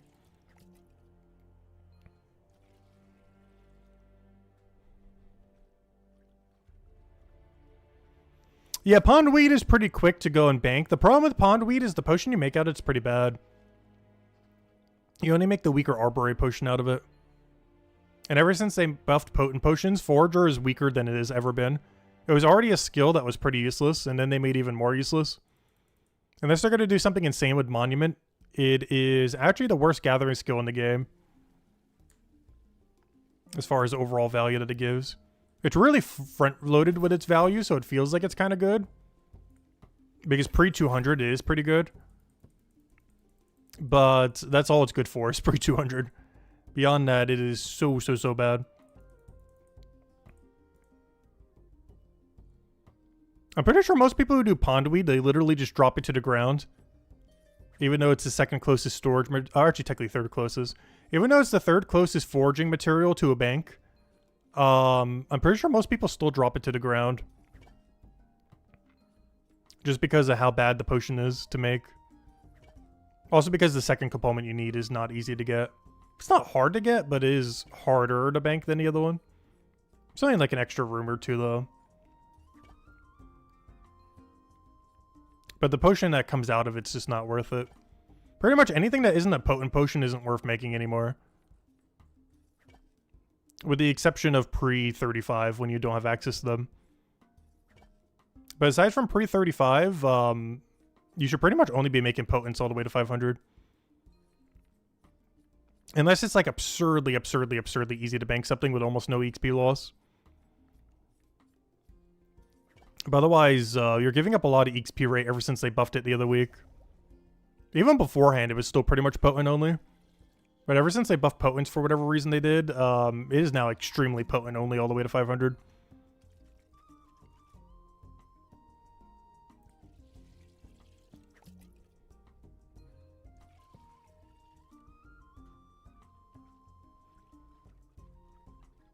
Yeah, the only big benefit of making standard potions is you can make twice as many per hour. So if you just need the effect of the potion, it's a little bit better. But you're also getting a weaker effect. Like, let's say the combat boost potions are really good at some point. It's only 10 less effect in order to make twice as many per hour. So in that kind of case, if you're using them, you know, if you're like actively using them, making them to go use them, it is better to make standard potions. The problem with that is a lot of standard potions, unless you've gathered all the material yourself, are more expensive, sometimes per potion to make than the potent potions, but also per hour because you're making twice as many. So whatever burn you have, you're burning twice as much per hour compared to the potent ones, while also getting less XP. So overall, they're just in a really weird position where unless you just really want a lot of that potion, they're pretty much always worth skipping. There are very few situations where they're done ever in the current state of the game. But I'm not sure why they made that change. Like making potents so much better. Because potents were already better before they buffed potents. And then they buffed potents even more. And now they basically just made it so you don't do anything but potent once you get to 35. A little bit of a strange change. Not sure if they ever gave a reason as to why they did that. It was just in one of the patch notes one day. It wasn't even really mentioned as something big. It was just kind of like another node on the patch notes. Despite it being the biggest change Alchemy has ever gotten. Honestly, any skill has gotten. As it makes getting 500 Alchemy quite a bit quicker. I haven't done the math on how much exactly hour-wise it saves. But I believe it saves you like 10% of time and 10% of money. So that has to be like tens of hours. We're talking like actual dozens of hours saved just from the one update and getting 500 Alchemy. And of course it saves on the way to 200 Alchemy as well. Not as much time though. Yeah, it could be because potents are more active to reward the active play. But honestly, they're decently AFK now that you could 4Q the whole thing. Like, they're not like super AFK, but you know, they have some amount of downtimes. Compared to before Qable Action, where you had to be on top of each one every single time. But Qable Action made them quite a bit more chill. Because instead of only having a few second downtime, you have like 10-second downtime or whatever it is. Which is not as AFK as these, obviously, but they're still pretty AFK. Definitely not the most AFK thing in the game, but you know. Like, they're definitely a lot less effort than they were at launch. While also being way more rewarding than they were at launch. But yeah, as far as skills that have been directly upgraded, Alchemy has definitely been the most directly upgraded skill since launch. And the biggest indirectly upgraded skill is probably Merchant. Equipable Potion was huge for Merchant. I haven't done too much since then. But you can basically just flat boost every single turn in on Merchant now. Without having to juggle or do anything weird. And with the 10-minute ground timer and being able to buy 6 at a time, that one update, Merchant is just so good now compared to launch. And while that affected pretty much everything in the game, it affects Merchant more than anything. So Alchemy's been the biggest directly buffed skill, and Merchant the most indirectly buffed skill. The ones that have been nerfed the most is definitely Combat has been directly nerfed the most. And the one that has indirectly been nerfed the most, I'm not sure if there is one now that I think about it. I don't think there's a single skill that has been indirectly nerfed. Cooking almost was, but then they reverted it back.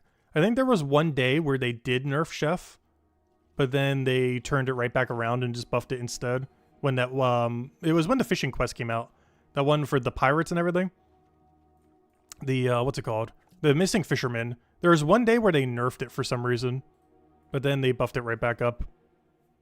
Yeah, I'm not sure if any skill has actually been nerfed directly then. Or indirectly, I mean. Because combat has been nerfed directly. But I don't think there's been a single skill that's really been nerfed indirectly from changes that have been made. They've all been improved in one way or another. Between equipable potion, queuable action, everything else like that. Alright, it should be the last inventory we need to do, and then we can move on to the final account. Unfortunately, the final account's grind is going to be by far the longest. But it shouldn't be that bad. It's like a little over an hour. The only problem is we don't have as much variety.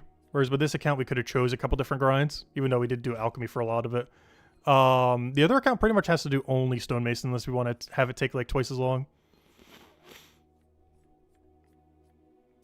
I guess Forager technically got nerfed in the sense of the potion buff. But I was mostly referring to the XP rate, not necessarily the byproduct of the skill. But yeah, the byproduct of Forager has definitely been nerfed the most out of any byproduct of any skill. But the actual XP rates for Forager have only gone up. The biggest improvement for Forager XP rate is, oddly enough, not the Fisherman teleport. It was actually the respawn timer change that was added when they added queuable action. As it allows you to do a lot of combos for Forager that you weren't able to do before that give higher XP rate than you were able to do before.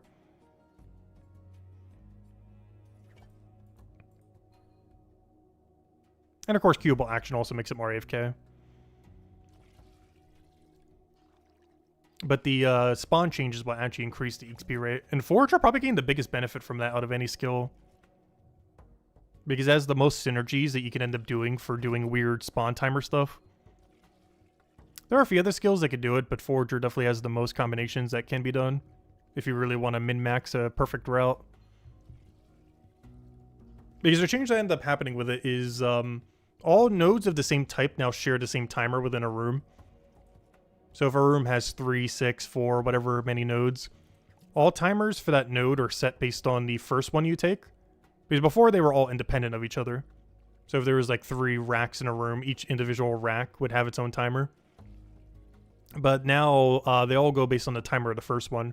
It's whenever we're doing the Gunard rack earlier, like we were earlier to stream, when we were doing like the 261 Gunard into the 219 rack, we were waiting at the one the rack spawns because the new spawn system that they added back in January makes it so all the timer for them is based on the first one taken from the room. So we end up taking 2 racks, then we take all 6 fish, then we take the 3rd rack, but then we wait at the 3rd rack. Because before what would happen is that rack would have taken forever to spawn because, you know, it would be on a normal timer from when we took it and have to go through the entire timer. But ever since that new change for Forager and every skill, every gathering skill, you now just wait at the final node and it just respawns right in front of you after like a few seconds. Because the timer was set based on the first one, not the last one. Which is a really beneficial change. Not just for Forager, but Forager is the biggest beneficiary of it. Alright, let's go get this guy to his passive. 2 down, 1 to go. Oh good, we got to the cool T-Rex as well. This is actually probably my favorite one for Bone Right. Honestly, I really like all the animations for Bone Right passives. I wish more passives were as good as Bone Right is. Not only does every passive just pure profit... Hey, it's Yusef. Not only is every single one pure profit, but on top of being pure profit, it is also, I really just like the animations of them. The ones where you do the fortune-telling things have a lot of witty, funny ones.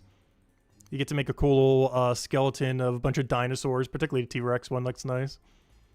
And, yeah, it's just really chill passive. It also has a really nice reward space, too. You even get, like, AFK material for Chapter 5, which we can't use yet. Even the one that would normally burn money actually makes money, which is actually kind of insane. But it definitely has the best passive setup of any skill in the game. In pretty much every regard. Well, let's go get him on it. Go get our first time bonus for our T-Rex, and then go do the final of the 3 accounts. Only 1 to go, though we saved the worst for last, though. The last account definitely has the longest grind of the 3 of them to go do. Because we don't even have the level yet. We gotta train like half of a post 200 level. Which shouldn't take more than an hour, though. But then after that, we still need to go scrap together whatever we still need for 4 knowledge points. Yeah, there we go. Big old T-Rex. That we're out here. I still wish I would make the head a little bit bigger on it. Still feels like the head is slightly off ratio-wise. Alright, 2 down on a level 200 passive. 1 to go.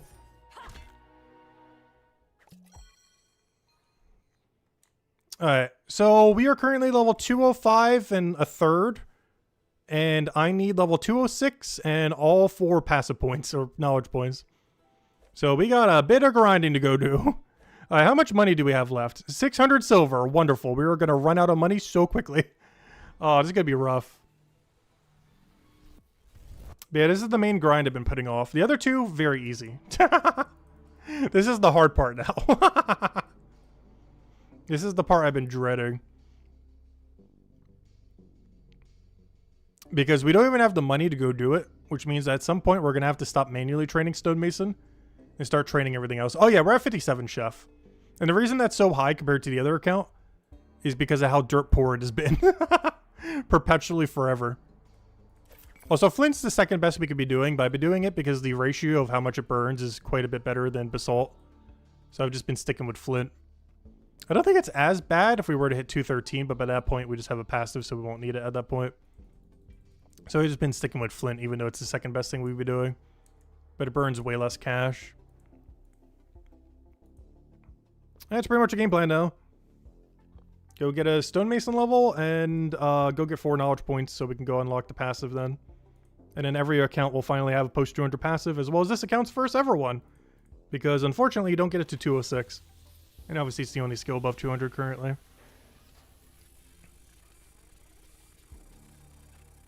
Well, let the dreaded grind begin. I'm not sure what we're going to do once we run out of money. Which is going to happen pretty quickly because I think I can only buy like 3 to 4 more inventories of Flint. Obviously I could sell what we have, but unless we get good RNG on getting epics, we are going to run out of money very quickly. Luckily every epic nearly doubles my cash stack. I think they're around like 180 silver each or something around this level range. The problem is the RNG of actually getting them. And there's a good chance we could go this whole stream without getting a single one. Which would be so bad if that happens. Hopefully we'll get lucky and get like 2 in 1 inventory somehow.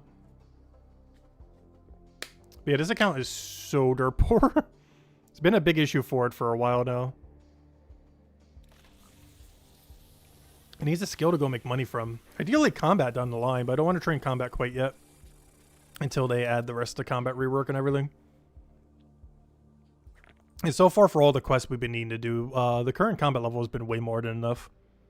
Like, even the hardest quest that they added so far, the 6-star Fisherman quest, the boss was only, like, level, what, 89, 90, somewhere around there? So these accounts could wipe it, like, without even trying. They could probably just punch it to death if they really wanted to. Because a 30-level difference on it is quite a lot. Like, it might not seem like much. Like a 30% higher level or so. But it makes a huge, huge difference. I'm going to be saving this point because I want to go use it on Stonemason with a 5% pot. So ideally what we're going to do is we're going to keep doing this until we need a 5% pot. Then we'll go teleport to Hopeport, sell everything, grab a 5% pot because we don't have Potion Belt yet. And then use that for double knowledge. Dump both of it into Stonemason. Do that twice. And hope we don't run out of money. Well, basically, our whole game plan comes down to how many 3 stars we get here. 2 stars are nice too, but 3 stars is where the real cash is at.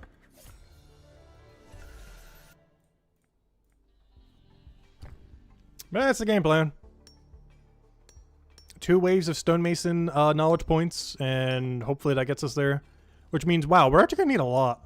That means I'm going to need to farm like 7 knowledge points on this account right now. Well, let's get to it.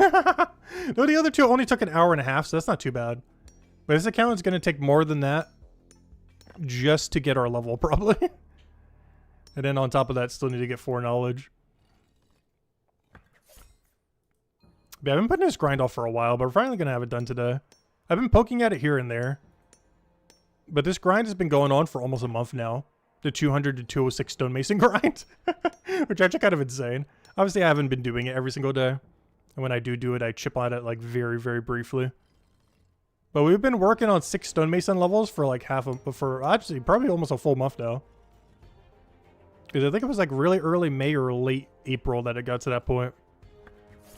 And now we're like late May, almost end of May, and still don't have it. Though we will today finally.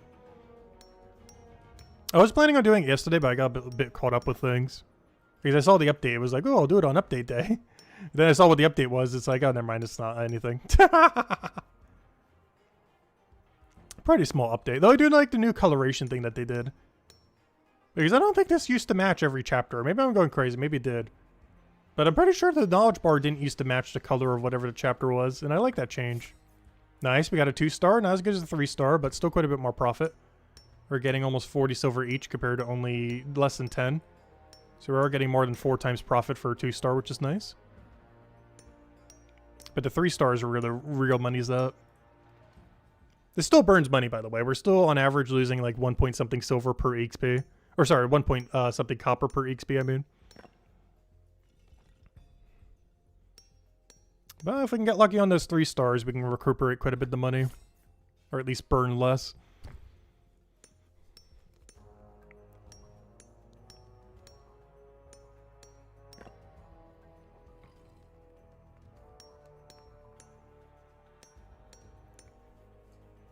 But yeah, I really need Potion Belt on these 2 accounts. And we gotta probably be AF Key and Alchemy quite a bit too. I don't know, maybe I'll just manually train them there. The problem is this account can't really afford to make Stone Mall Hill potions. Every single one costs 1 silver. Which to a normal account would be like nothing at all. But to this account would be our entire cash stack so quickly.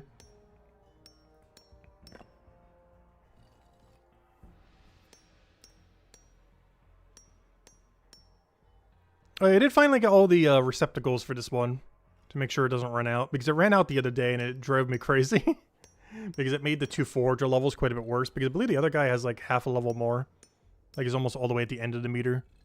It's because it ran out of bags or something, because I didn't bother buying that many, but it finally needed it for whatever I was doing. I think it was like grubs or something. Oh, I think it was buckets. I ran out of buckets. You could tell because I have exactly 900, which means I hit 0 at one point. But yeah, I ran out of buckets while I was doing the grubs or whatever it was, like the one fishing bait thing. And it made it so this account has like half of less forager level than the other one, even though they were both pretty even for a while. But this one had like almost a whole night where it didn't do anything because it ran out of buckets. Very unfortunate.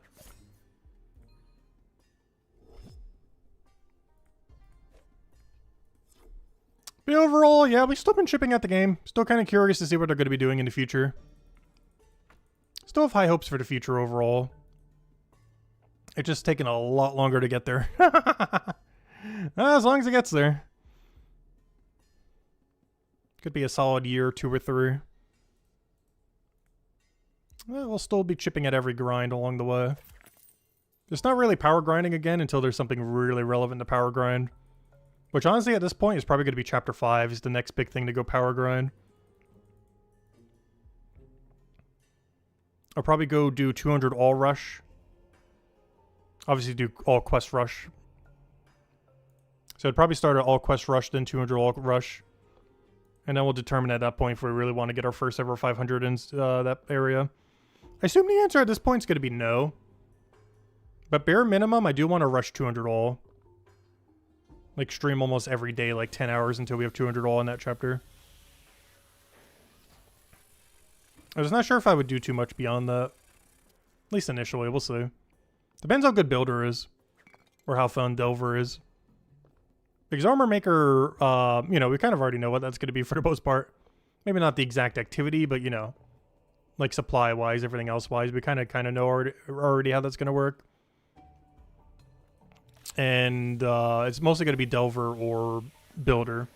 Where it's up in the air if it's going to be worth doing. Like, you know, all the way to 500.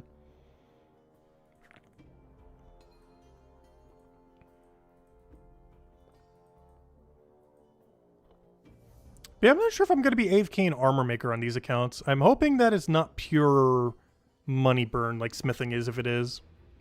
I'm hoping there's at least some activities where you don't burn your entire cash stack. Because this account cannot afford to go get 500 Armor Maker.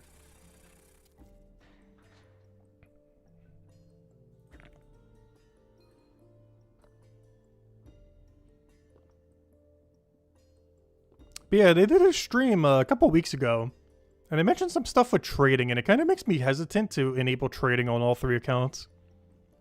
They said some things would be untradeable. Particularly some things you would think would be tradable, like 4-star equipment.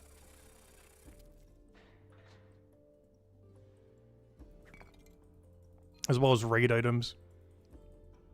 And if those things aren't going to be tradable, then I might as well just keep them all as Iron Man. Because these accounts are already working towards that. They're just going to need to buy all their stuff from the shops instead of gathering it.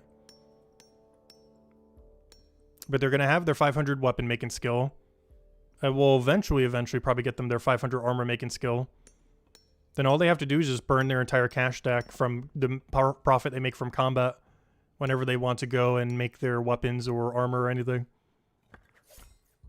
I guess the only big issue with that is I'll be able to make 4-star armor, but I wouldn't be able to make 4-star weapons properly. Because you would need stonemason, blacksmith, and bone right. But that's a later issue to figure out. That is a concern for later. Obviously, you could fuse it with drops that you get, though, of course, getting 3-star drops are relatively rare from combat. Especially for ones that aren't your own typing. But I've still been contemplating if we're going to do that or not, but I don't know. Time will tell.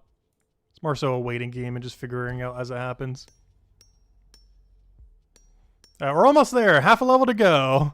Luckily, once we do the double knowledge and then double knowledge again, that's going to boost us like crazy.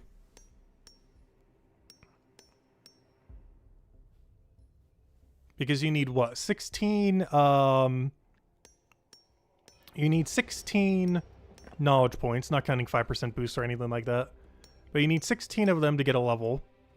We're going to be halfway there. And we're going to be doing 4 of them.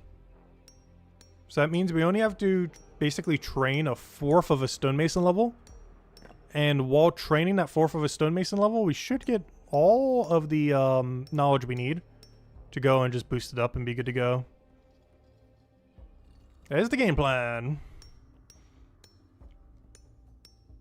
Oh, so both these accounts are getting really close to level 800.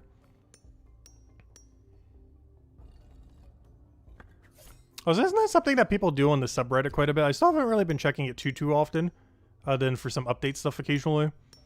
But, I feel like one post I always see whenever I do go check it is people posting that they finally have, like, level 1000. I still haven't never made a single post ever on the Reddit. But it would be funny if our first post is showing our main account at, like, level 5000 while the 2 alts are at 1000. And title it, "We finally reached level 1000.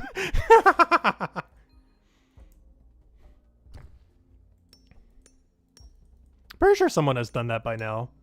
Getting level 1000 on all 3 accounts. The domain was probably a lower level than what ours were at, probably. I mean, I'm curious of the people that are all the way at top, how many of them are actually playing their alts or not. Or if they're literally just playing the one account.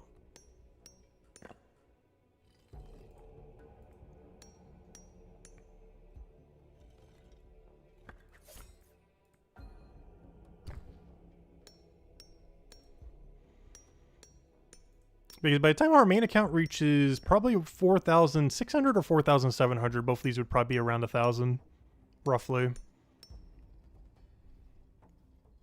At least with our current distribution that we've been doing lately.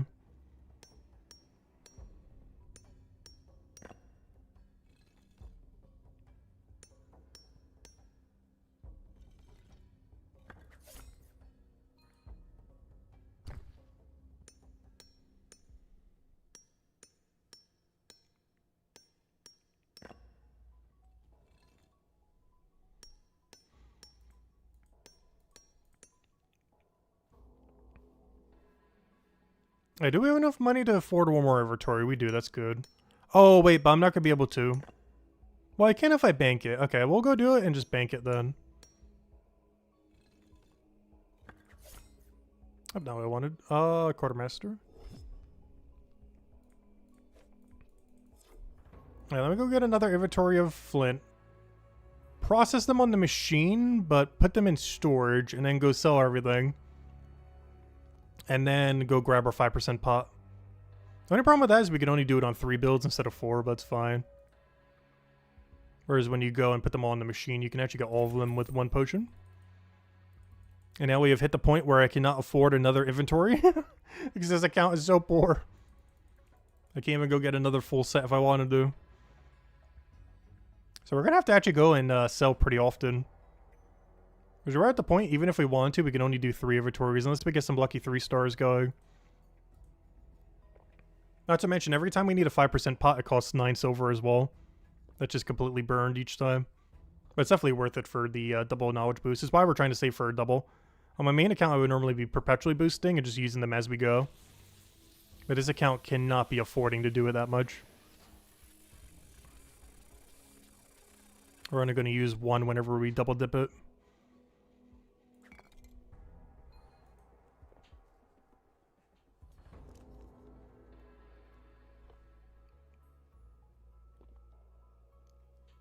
But yeah, with whatever little bit of cash we have left, I might go do the same thing we did with the other account.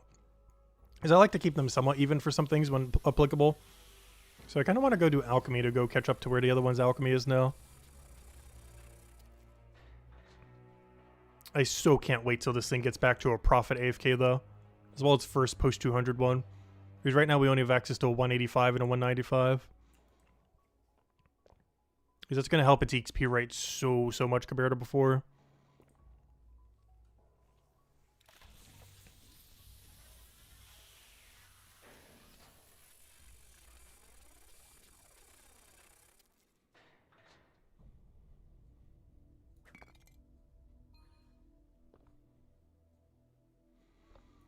I just realized we can make like 4 of them here, can't we? Alright, let me go do that, and then I'll go sell them and just keep it in my inventory. Or it is a little bit weird, but it should work out. I've actually done this quite a few times. I'm not sure why it keeps coming out this way, XP-wise. I guess because it's been the only activity we keep doing, so it's been in the same cycle every time. But what keeps happening is I make 4 weapons here, and then go sell everything, bring them back to my inventory multiple times, and then come back with the other 12. It's a really weird way of doing it, but it seems to be working. The other strategies, I could actually drop them on the ground here and then just come back for them. Which honestly, I might just do that just so we could only sell twice instead of need to sell like 4 times. Actually, why wasn't I doing that before? It should have been. I was doing a lot more AFK before rather than actively. So I didn't want to AFK accidentally for 10 minutes and have them all despawn.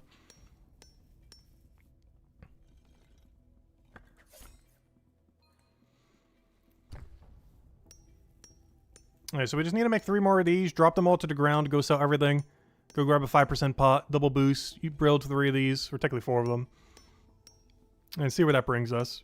And by that, I mean go do this again. Multiple times over. Oh, excuse me.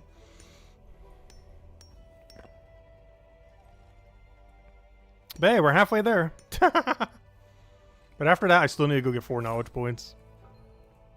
But I want to do a little bit of a variety with it if we can. Honestly, I almost feel like doing some Chapter 2 grind, but I really need to be prioritizing potion storage. Which means we might have to go do alchemy again. And Chef I want to save for off-stream just because of how AFK it is to do stews. Though I might do 1 set just to get some contracts though. So I'll do like 1 inventory of stew just to check them. Since we're already in there. Unfortunately, this thing's a high enough level that it doesn't get a contract for stew anymore. So hello, Ged. Welcome, welcome. What happened to my account? This is the other profile. We play all 3 slots. And this is just our one of our other slots. Because we have one for Hammer Mage, a Guardian, and a Cryonite. Our main is a Cryonite. That's level 4,000 something. Where is it? It's right over here. Still top page. Barely, though. But, yeah, our main is currently level 4,432 as a Cryonite. But we do have 2 alts around level 800 for the other 2 classes. Alright, let me go get our 5% pot. So what I want to go do right now is sell everything we have, buy a 5% pot, telly back, use it, and obviously dump both of them into Stonemason. And then once we have 206, we can start pivoting into getting the knowledge points we need to go actually unlock the passive. Because right now we're just trying to get it the level. But then we got to pivot to also grinding knowledge to go get the passive.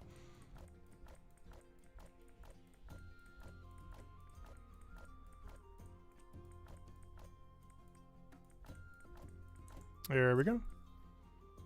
Sell all that junk. Grab the 5%, which one of the reason we came here. Gosh, we are so poor. Our stack is just our money stack is just evaporating.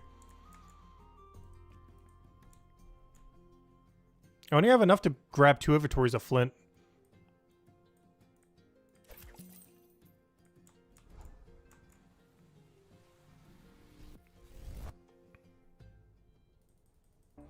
Honestly, I might need to do some chef just to recuperate some of the money. Before we hit like literal zero. Before you know, we're not going to be able to afford like the 140, 150 silver to even buy a single inventory of it. We're almost there already.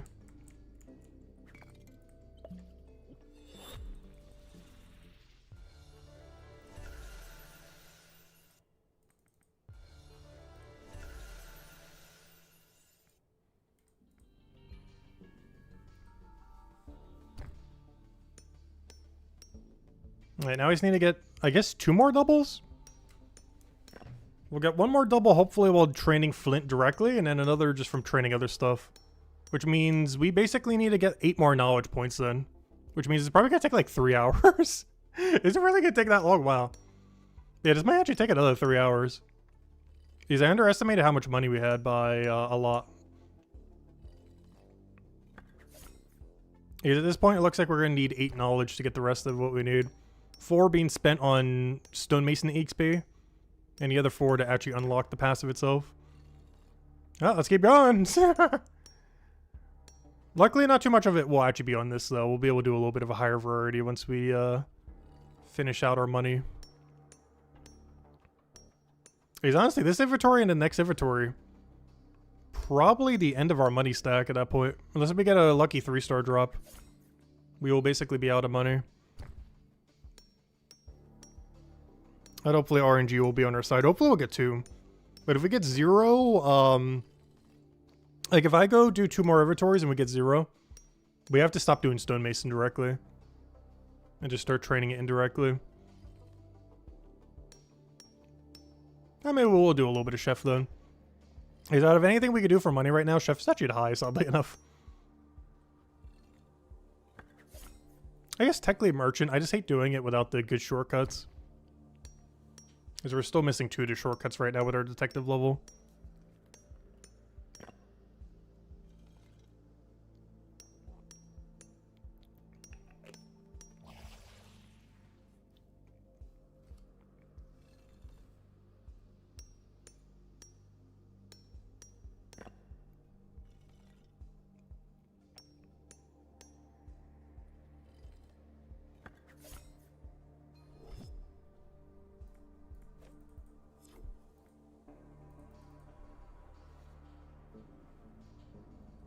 But yeah, 100%. If we get no 3-star in the next 2 inventories, that's probably the end of us training Stonemason directly to stream.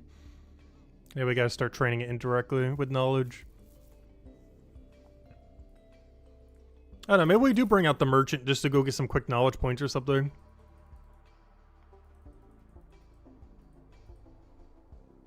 Only problem is it's not gonna be that quick and we don't need it for a while. Because it seems like they're prioritizing quests in chapter order. So it's most beneficial to focus on chapter 1 skills to go finish all the quests that, you know, they added recently. Then chapter 2, so on and so forth. Which actually makes it quite a bit lower priority to do anything in chapter 4 at the moment.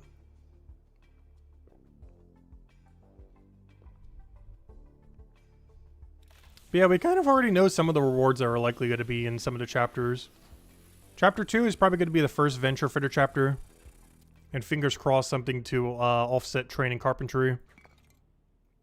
Chapter 3... actually, Chapter 3 is the main one. I have no clue what they're going to do. But Chapter 4 should be the brick and tile venture as one of them. And if not included with that quest, definitely a quest that gives you another venture slot of some kind. Hopefully another cool investigation as well. I feel like Detective has so much room for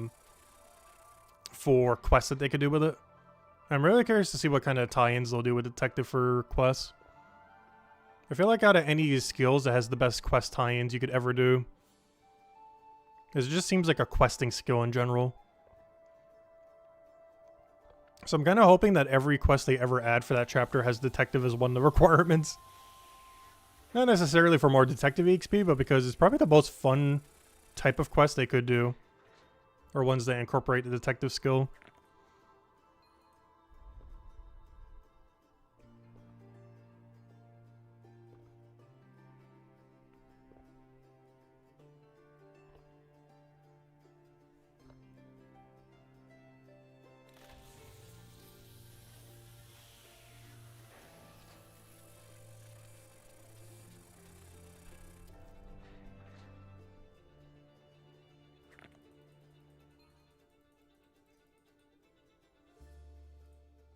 Hey, come on, show me the 3-star.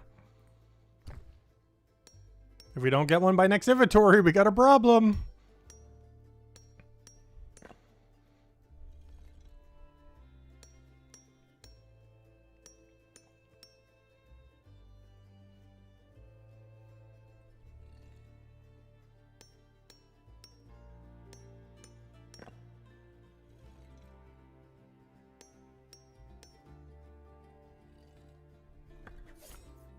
Alright, 2-star, that's still nice. Though 4-star is worth like 5 2-stars though or something. Like 4 or 5 of them.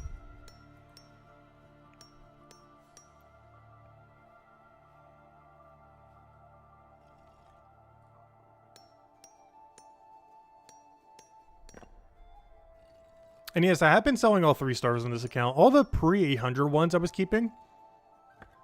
But all the post-800 ones I've been selling because they skyrocket in price after 800. Due to the weird new scaling that they have after combat rework. But they started to become worth way, way, way more after 800.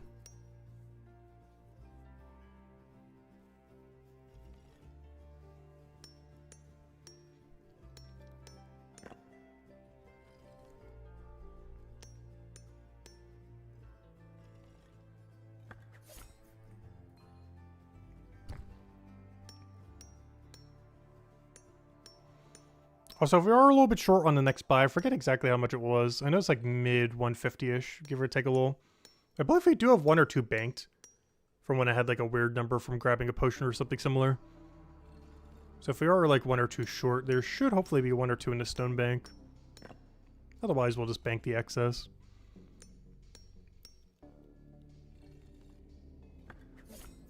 I'm not seeing any 3-stars. We haven't gotten one all stream yet. Imagine if we were trying to make a 4-star weapon right now. I haven't even gotten one of the 3 components yet if we were. It's actually crazy how long it takes ever since the rework. Even compared to like post 200 before. Still feels longer. I think it's like a solid 2 or 3 hours, not even counting like the gathering time of getting the supplies. But just getting the 3-star drop if you already have all supplies banked is like 2 or 3 hours of crafting. Just for one 4-star weapon that will be replaced in like 20 levels. That assumably, based on what they said in the most recent stream, is also untradeable. Which means you would have to sell it to a shop even if you had trading enabled. And if you fuse it with any combat item, you lose all your value of the combat item.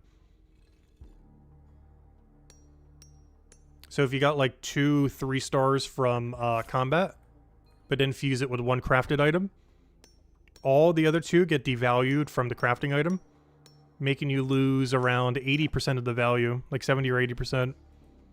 It's a really weird change that they made with it. They made it so mostly so you couldn't do weird cheese methods to go and profit from it. But in doing so, you actually lose a ton of money fusing a crafted item into a non-crafted item. As it devalues, like literally the non-crafted item is worth more than the final resulting 4-star weapon. It's actually crazy. Like the 3-star itself when sold to the shop from combat is worth more than the 4-star when you combine it. If you combine it with any one crafted item.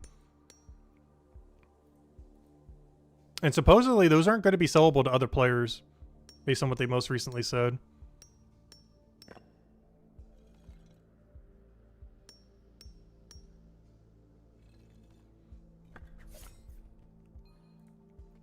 But yeah, it's definitely something they gotta look into in the future. Ideally by the time trading comes out.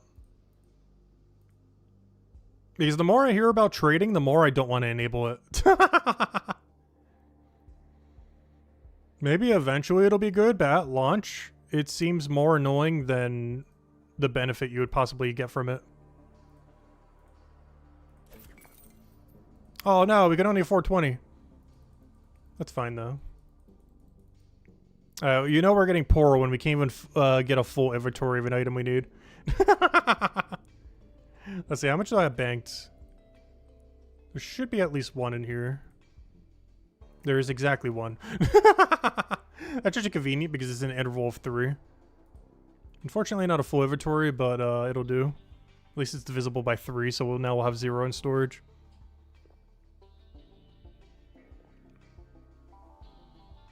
But yeah, this will be the last set we do unless we get a 3-star here. If we do not get a 3-star within this inventory, we're basically done with Stonemason for the rest of the stream, as far as directly training it. Then I gotta do anything in the entire game and throw knowledge into Stonemason. And then go get the 4 knowledge points we need for the passive. There's the game plan. And I can't even afford to go do alchemy. Because you can make about 200 something of those potions per hour. And they're about 1 silver each. Which means we burn about 200 silver an hour. We currently have 5 silver.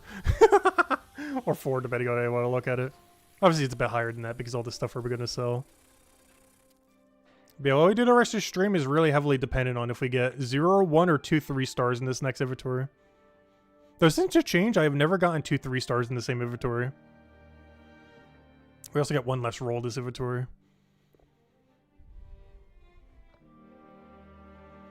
Yeah, overall, making 4-star weapons is really bad right now. Until they add special attacks. It's just not worth the extra effort at the moment.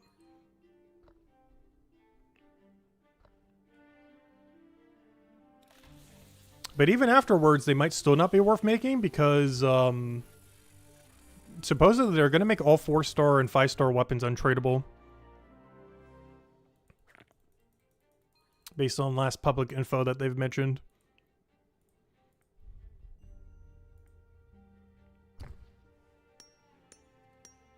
And that also applies to armor, like all 4-star, 5-star, everything.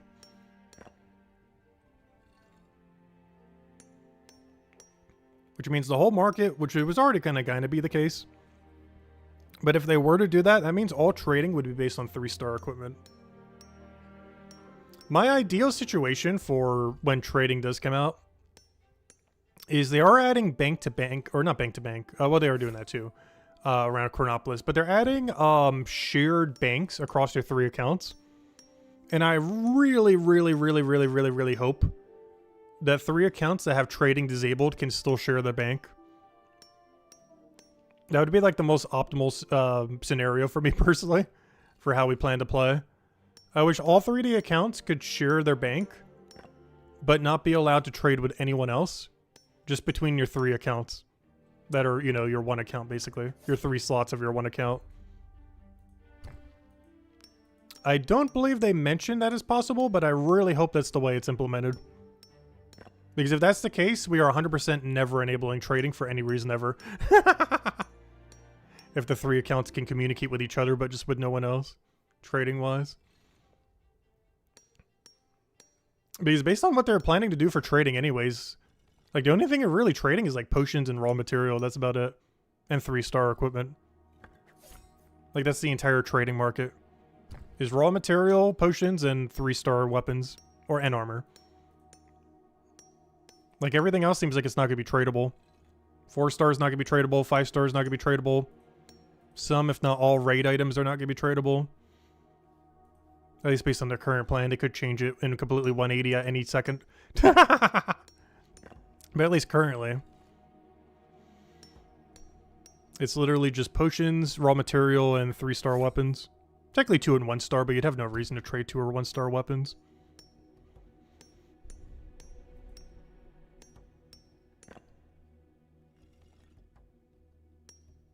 Yeah, it would feel a lot like Group Iron Man if they did it that way. That'd be my ideal scenario. No trading with others, but you're still allowed to trade with all 3 of your accounts on your 1 profile.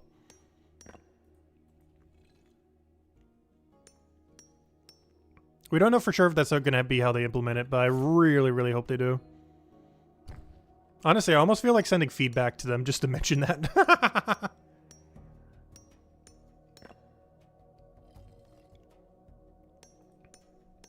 Even if they have to make it like a third category for it, I would go that other category.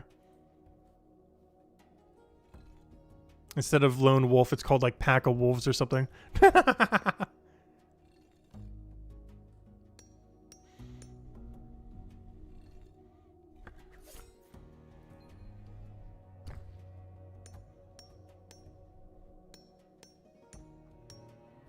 Okay, unless this is a 3-star, we're basically done with Stonemason to stream.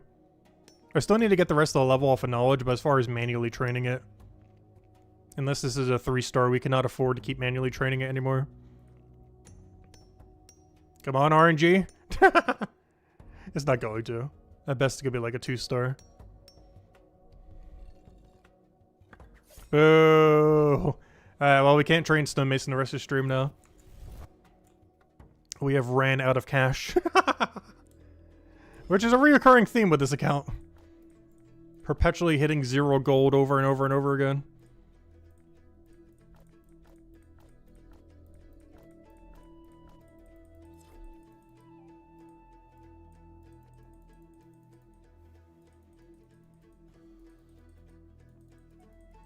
We're technically not at 0. I could technically do 1 more inventory, but I don't think it's worth it. We'll just spend it on chef, alchemy, or something else. Alright, let's go do our chef bounty, see what we have. And we only have 223 silver left to our name. Gosh, it's gone down. You know what I'm actually going to do? I'm going to do bacon sandwich here. Because I can get contract for bacon sandwich, but I can't get it for stew. Oh, wait. I need to go check the message board. It's resetting in like a few seconds. Quick. Grab the board, grab the board, grab the board.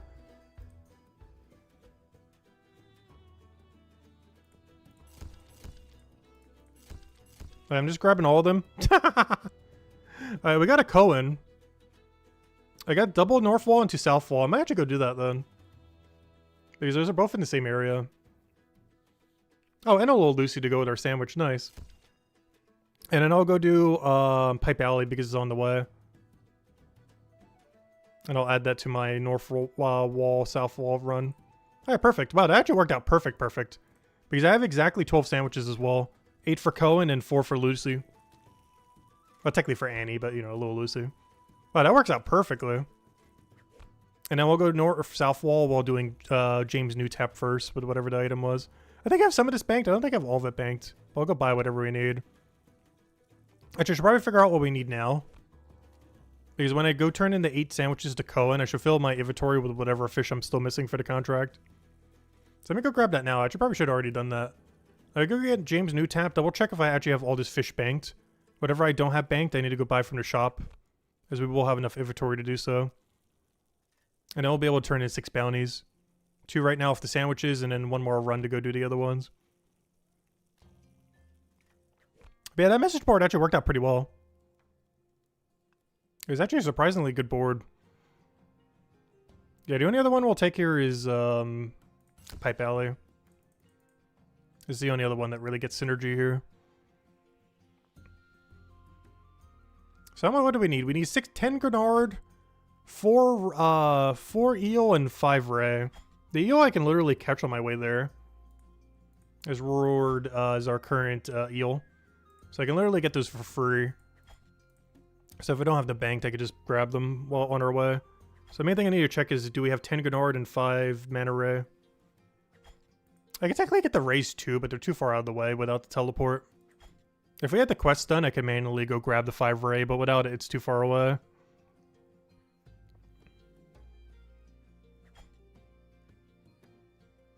%99 of gamblers quit right before that big win. Yeah, we didn't get lucky with the 3-star lottery today. Alright, let me go double check. Do I have 10 Gennard and 5 eel? Or 5 whatever the other thing was. I do have 10 Gennard. What was the other thing? Oh, I do not have any of the mana ray.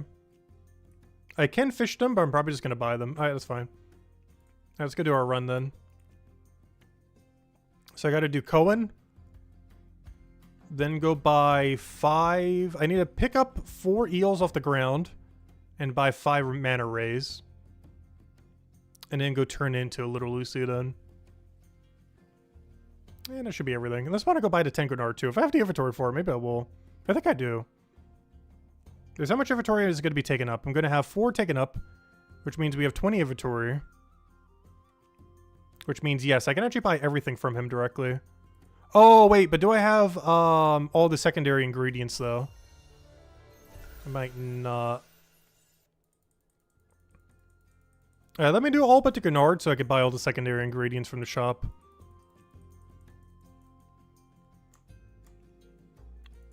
Oh no, I'm just gonna buy just what we need and just get all the secondary ingredients in case we're missing any. It'll just be easier that way. So grab our eels. Made fresh. Caught fresh to order. Luckily food doesn't expire in this game, otherwise all of our storages would have been rotted by now. Alright, the only thing I need to buy here is the 5 mana ray because they're too far to go fish at the moment without the teleport. If we ever get that quest done, we'll have a way of doing it, but currently we do not. And I'm not going to bother getting the Grenards because we already have them banked. And then I'll go get the 4 jelly and the 10 of the other thing we need. And we should be good to go. And we'll have 1 inventory to spare. Which if we want to could be a 5% potion because we'll get first time bonus on a bunch of them. So I'll probably go grab a 5% potion since we have exactly 1 inventory. Which works out so conveniently. Oh, we just diagonaled it. I didn't realize you could do that. What was that? I've never seen that weird shimmy. We like activated her when we were on that tile, but then she moved to that tile. And then we diagonally turned in on her. I've never seen that before. Okay, so what do I need? I need 10 stock and 4 jelly. And to go grab a 5% pot for the first time bonus on them all. Is I think all these except the eel or first time bonus? I know for sure the mana ray is.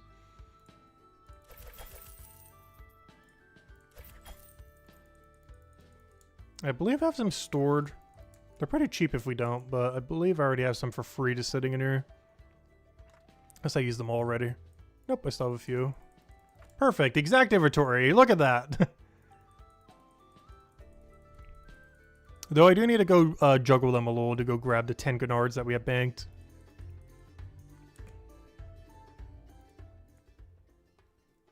Oh, wrong item.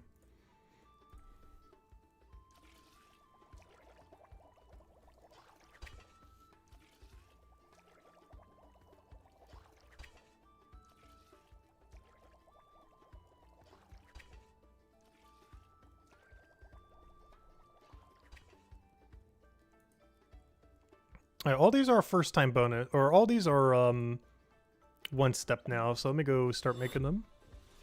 So we'll do these, then we'll do the rays, then we'll drop them all and grab 10 Grenard.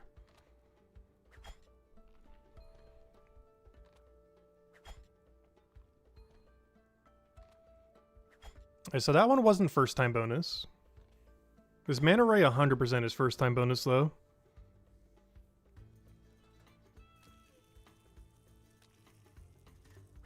Yep, there it is. Perfect. Slowly but surely, we're almost at 61 chef. Still a mile away, but we're nearly there. Branolf Inheritance, we're coming for you. Actually, you know what? That's a big cash infusion. I just realized. When I did that quest the first time, the amount of money you got from that felt like nothing. But don't you get like 500 silver or something from Branolf Inheritance? Like, it's an amount that seems like nothing, but to this account is like tripling our cash stack. Hello, Kinky! Welcome, welcome. Hope all's been well. But I need to join you guys for Palia sometime soon.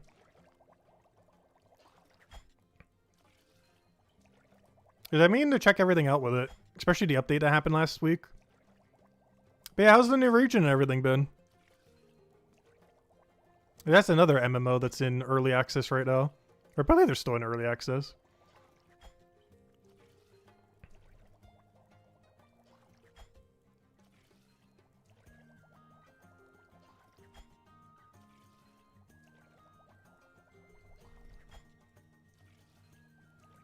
Oh, you know what? I should have grabbed 2 potions.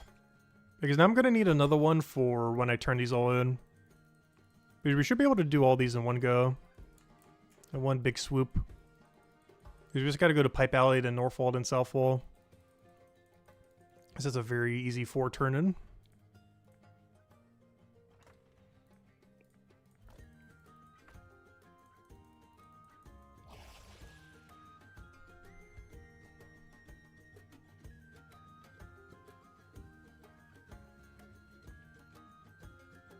Oh yeah, and how has Isabel been doing? Has she still been playing Palio with you since the operation?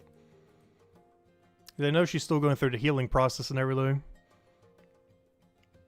Still been messaging me some, but I haven't like talked to her since then.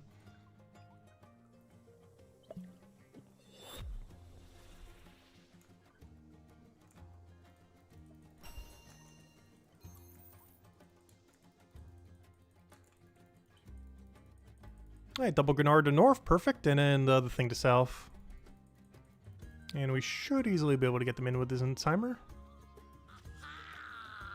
She was in the hospital for a week, but besides that, yes, we still play together. Yeah, she ended up telling me about it. That and Cookie have been keeping me updated on it all.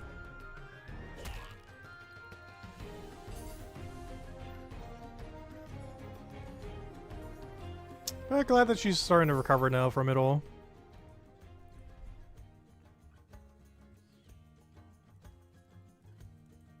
Oh, how did I literally click the one item that is wrong?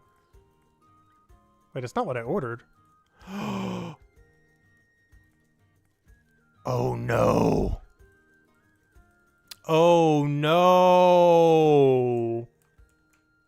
I see the problem. This is the lower tier one. Oh no. Well, I'm not going to bother doing that now then. Oh. The ones I had banked were the lower tier Gennards. Well, that's not ideal. I was wondering why I wasn't taking it. I was like, I'm definitely at the right wall. Well, that's not ideal. Whoops. That's unfortunate.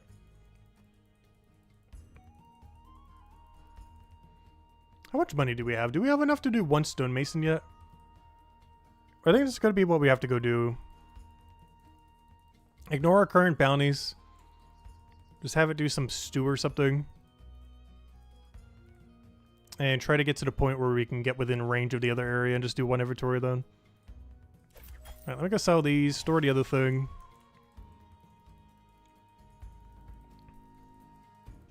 We can still afford one inventory or stonemason. And the best time to do that is when we go do a 5% boost so that we can utilize the 5% boost on it. Oh, so where is everyone? Is someone having a 99, or not 99, a 500 chef party or something? Why is that room completely empty? I know the player base is lower these days, but gosh, there's definitely more than 0 people in there right now. I refuse to believe it's 0. I'll find out when we go back in. There's definitely more. You can see people still moving back. Oh yeah, it was just an overfilled room, I see. Yeah, this room still reaches max capacity, surprisingly. One of the few that still does.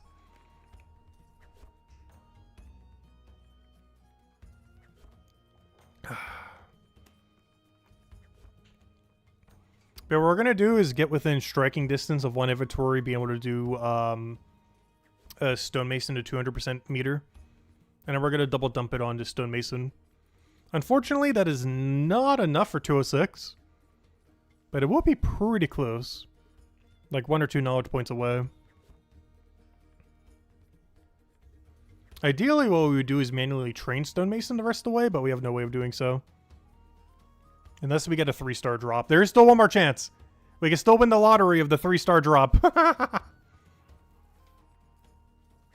Because a 3-star drop would save us. As it allows us to actually go train stonemason the rest of the way we need. But without it, we won't have enough money.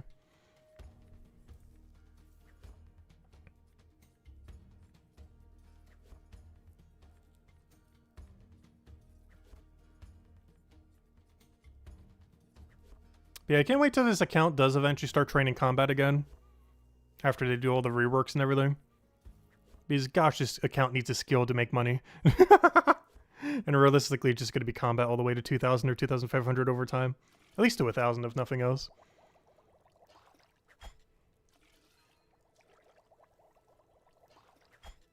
Yeah, we'll do this inventory. Probably one more inventory just to bring it a little bit closer. Go to an inventory stonemason, double dump it while using a 5% pot. And we should be almost there. And then we just need to go get the 4 knowledge points for the post 200 passive then. And that will be all 3 accounts with the post 200 passive completed. This is by far the most annoying one though. This is the grind I've been dreading and still kind of poking at for a while now. The main thing that makes it hard is its stack of money always reaching 0. If it wasn't for that, this grind wouldn't be that bad.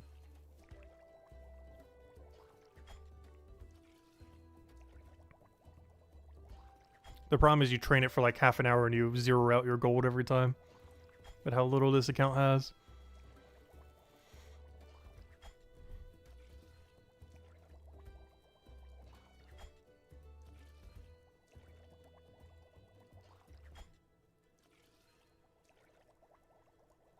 It's gonna feel so nice getting all that XP though. So nice that honestly, if we are in a weird position, it is probably worthwhile to train this even after we hit 220. Still staying on this just because it doesn't burn any money. It wouldn't be ideal, but it wouldn't be awful. Because I believe it only gets halved, which is not great compared to how much XP we'd be getting for this. But here we'd be making money and gaining some amount of XP. Whereas even though this would be like 2.5, 3 times more XP, we'd be burning cash so quick that we would barely be able to do it for any amount of time. Because I would need it to at least be enough that I could do it for like 1 night of sleep or something. Otherwise, there's no point even putting it on the 220 passive if I can't afford to do it for at least like 12 hours.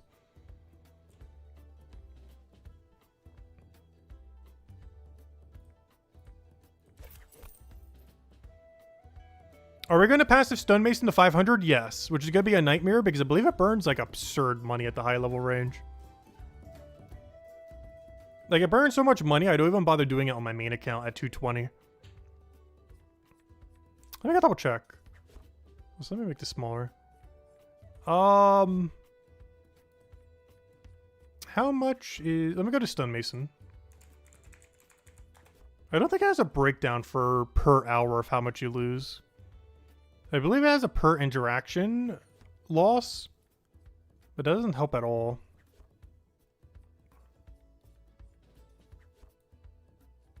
Oh wait, do we have a per hour? Yes, here we go. Oh no, we have an EXP per hour.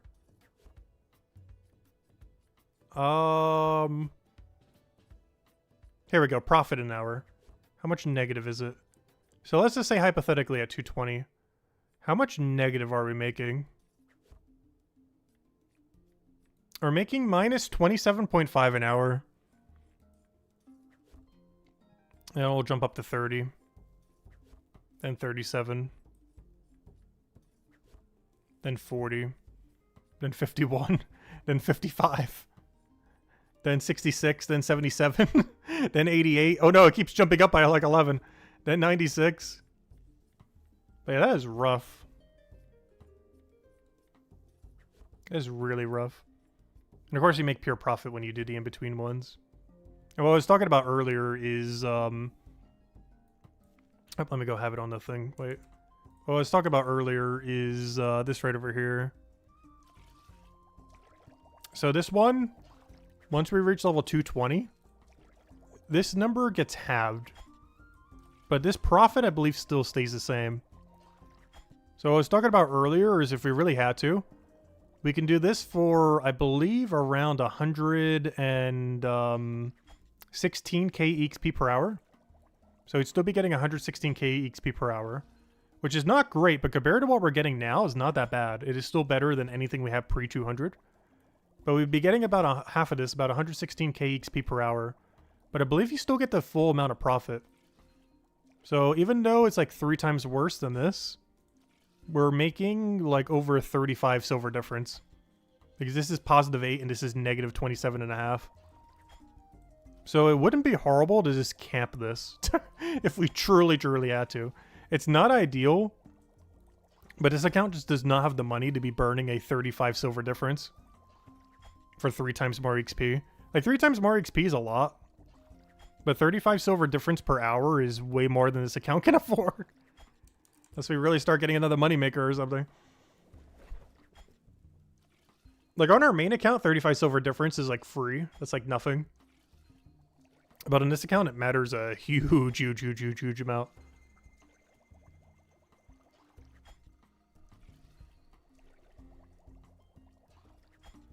Alright, let's go do our 1 inventory of flint and see how it goes. Oh, yeah, I need to go bring a 5% potion with me, though. I was just going to tell you there, but I keep forgetting we don't have potion belt yet. There's a grind I really need to go get done on these 2 alt accounts. Because I'm so used to just potion belt being a thing now. And I keep forgetting both my alts don't have it yet. But they're both working on it. They got the forager, now they just need to get the alchemy at some point soon. Alright, what am I doing here? Oh yeah, I don't have any banked, unfortunately. I gotta go spend the money on it. Give me a 9%, thank you. There we go. Oh, that's not it. There we go. Alright, teleport over to Chronopolis. I mean, not Chronopolis, to Mines Matubin. Drop this on the ground, grab a whole thing of flint. Drop it in the intersection.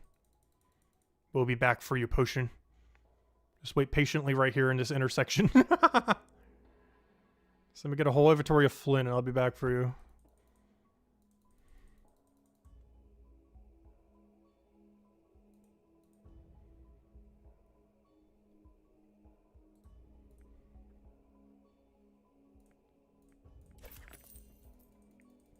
Alright, back down to 0 cash again. So now we'll go process all of these. Then we'll make one of them. Then we'll re-pick up our potion and then go and drink the potion. The only unfortunate thing about this is not level 206 stonemason. It is going to be close, but it's not going to get us all the way. It's going to get us really close, though. Also makes me want to do another inventory of flint just to try to push it. I think we still need one more knowledge point, even if we do another inventory after this one. Oh no, he's got to hope for that 3-star lottery. Because honestly, that would be one of the most hyped drops we've had in a very long time if we actually pull a 3-star out of this inventory. Is what we do for the next hour dictates based on if we get a 3-star here or not. Because I basically have to go out of my way to go grind 2 knowledge points extra if we do not get a 3-star here. But if we get a 3-star, I could just do stonemason and manually grind it up rather than having to knowledge it. Because the most ideal scenario is we get a 3-star, we double drop that potion that we have on the ground right now into stonemason. We then manually grind stonemason all the way to 206. And then before we have another double meter of knowledge, we just dump it straight into the passive. It'd be the best case scenario. Before that, I would need either like 3 2-star drops or 1 3-star drop. If we get pretty much all 1-star from this inventory, or literally all 1-star, it's definitely can't happen. I don't know, find out. Test our RNG. See how it comes out.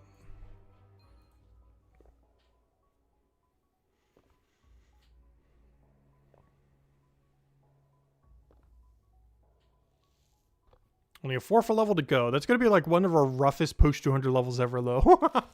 The entirety of this level. And only half of it's been done on stream, too. If you're wondering how this has taken a month to get like 6 stonemason levels. We started pretty much at like 205 and a half. And we've had to go through all this process just to try to get a 4th of a level. And after this one is made, we go grab the potion and we go drink the potion and we should be set up for everything. And now we get 7 chances, or sorry, 8 chances for the 3-star. Or for like 3 2-stars, but 1 3-star is better than it. Come on, RNG, give us something good. Anything but a 1-star. Come on. Come on. Boo. We still get 7 more rolls, though. Grab a potion.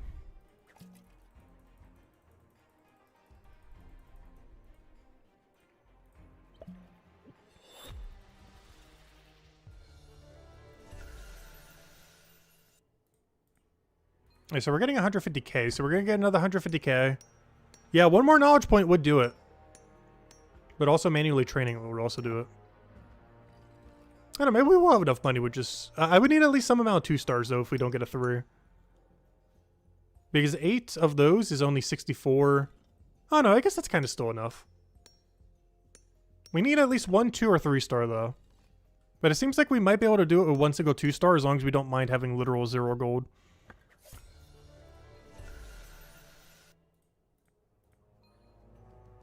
Come on, you're so close. You're just teasing the bar now. 135k. And then we can start dumping all of our knowledge. Okay, that's definitely what we would do. Even if we have to do an inventory of only like 12. Because we're getting that desperate with our cash.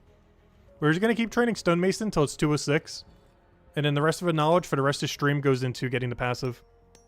Including what we're building up right now. Alright, that'll be the game plan then. So now it's just a matter of getting 4 knowledge points. It would still be helpful if we get a high rarity drop here though. But I'm just going to keep selling everything every inventory. Buying whatever we can and repeat that until we have 206. Because we only have to scrap together a little under 100k XP. That shouldn't be that bad.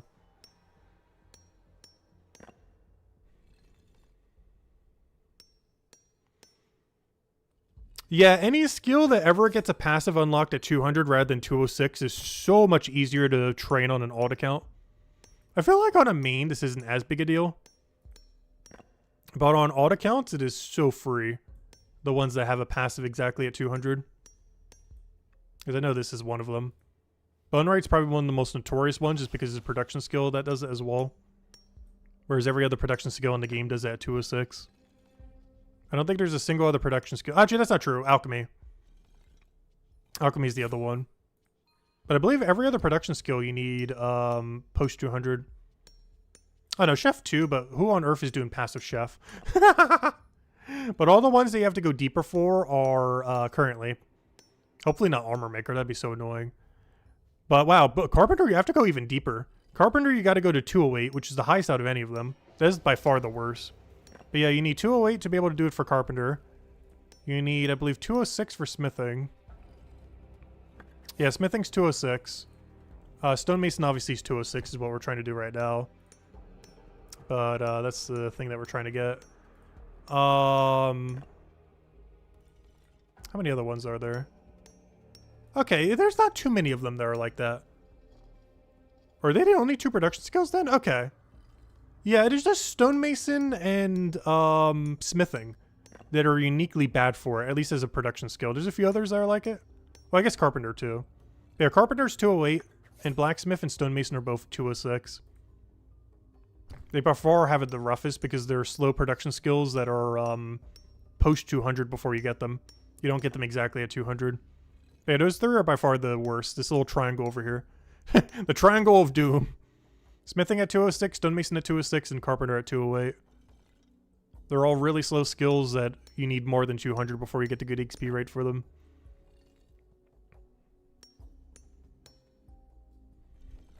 Hopefully Armor Maker isn't like that. Wow, this inventory is such bad RNG. This is like worst case scenario. An entire inventory of just 1 star. It's not going to stop me from just going for every penny we have, though. We will pinch every penny. Luckily, I think we could still afford it with 1 more inventory. It's only 57k XP. It's not that much. I think I'll need to buy 12. I'll buy 18 just in case if I can afford it, though.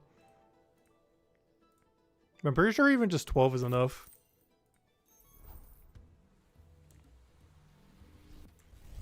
It'll require the rest of our cash stack, but we can afford it. Barely. And in the rest of the stream, we could train whatever. We can train some alchemy. We're only going to have a little over 100 silver left unless we win the lottery on one of these drops. We're going to have a little over 100 silver. But you know what? I'll only do 12 here. I think 12 is enough. I forgot how much XP I was getting for refining it, but it should be. Because we're getting like, what, 13k per thingy. So 12 should be enough here. And then we'll have a little over 100 silver. So if we did want to do alchemy, we could train alchemy for like half an hour before we run out of all gold. And then go train something else for the rest of the time to get the rest of our knowledge we need.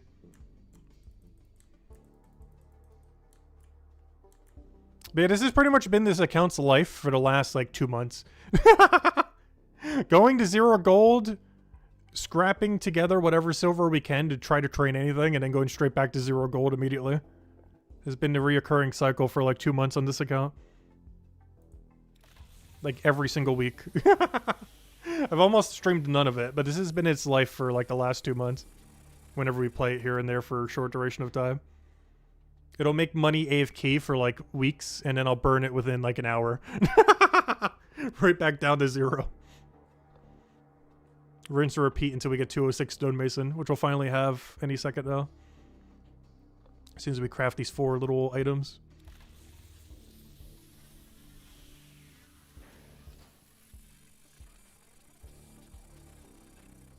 Also, I've even been selling all the lobsters I've been getting from the venture.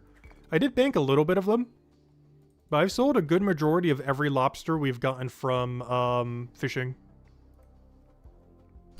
Because they were selling for like half a silver each. Which is like 10 gold each to this account. With how poor it is these days. I needed every little bit of that lobster money. But yeah, there should be enough. These are like, what, 13k each? 12k each? And we have 4 of them. Even if they're only 10k each, that's enough. Yeah, they're 12.7. Perfect. Yeah, that'll be enough then. Technically, we only need to make 3 of them, but obviously we'll make the 4th already here. And now we just gotta scrap together 4 knowledge points through any means necessary. I'll try to do a little bit of variety. I might even go to chapter 2 just to do some stuff we haven't done yet.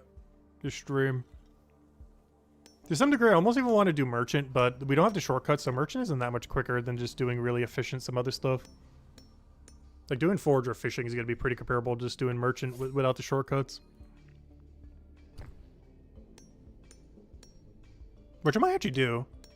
Because right now we're actually set up really good to go do forage or fishing. Because I could do a full inventory of Ray and then grab 3 limpet. So that might actually be what we do for our activity then. Because we're actually at the perfect level range to be doing that. Plus I haven't even taken the first time bonus for them yet. I'm going to be dropping them all on the ground rather than banking anything though, since I don't have to teleport. But we'll probably do that then. We're actually at the perfect level range. There we go, 206, it's finally over! It's finally over! But now we need 4 knowledge points because we only have 35 out of 39. And this is basically where the other 2 accounts were as far as where their grind was. But yeah, this should only take about an hour then. Because I'm pretty sure the knowledge rate of doing Mana Ray into Limpet and dropping them all is at least 4 an hour, if not higher. And we need 4 knowledge points, so it should just be an hour of doing that then. Alright, perfect. Let's go sell these. There it is! Yep, we'll unlock you soon. Give us an hour. We're almost there. Yep, we got double pop-ups. I wish they would fix that. Let me go sell all these, and yeah, let's go do it. Yeah, I forgot, we're actually at a really good level range for that. So we're just going to do 6 mana rays into 3 limpet, drop everything, repeat until we have all of the knowledge we need. And it should be 4 point something knowledge per hour doing that. I'm not sure the exact rate. But it should be at least 4.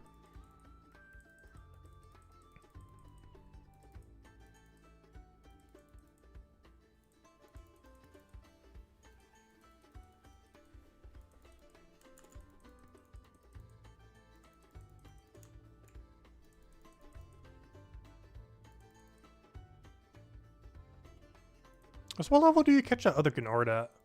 Oh, 56. That's the one I need for my current dish, I believe.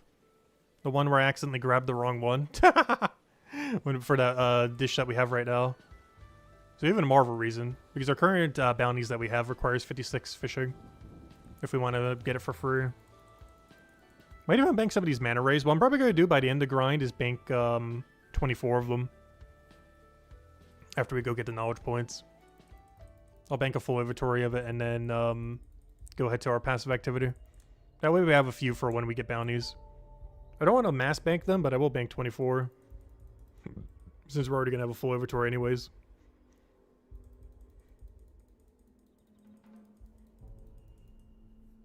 Unfortunately, unlike the Boneright passive, you don't actually pass a activity for it.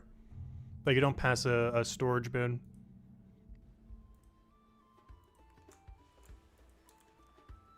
And it should be a first time bonus for both of these as well.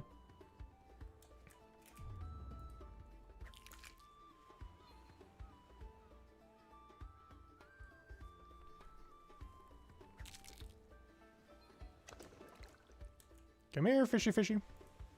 Hey, do we have a fishing rod upgrade? I don't think we do. No, I already got the one at 43, just double checking. I knew there was one somewhat around this level, but we already got it. Just want to make sure, because 5% is quite a bit extra XP.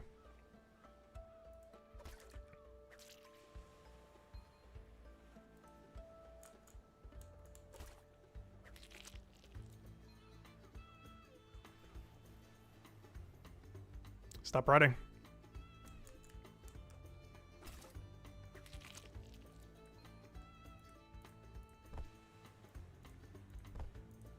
Oh, interesting. There's enough downtime to grab the other 3 limpet if I want. Or even the potato over there. Right, let me start incorporating the potato, I guess. It does look like there's a little bit of downtime between the first spawn. Yeah, that's like the second best thing we could be grabbing is that potato. I just feel like the other 3 limpets are too far away to bother going for. But I'll grab 3 limpet and a potato into 6 ray. And then we could do that twice, then drop everything, then repeat.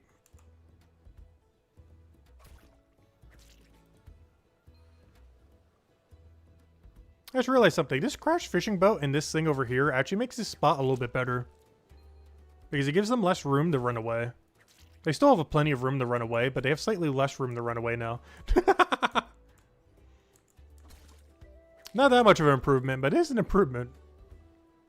Was there enough time to drop everything here? I feel like the answer is no. Yeah, there kind of is, honestly. To do it like every inventory.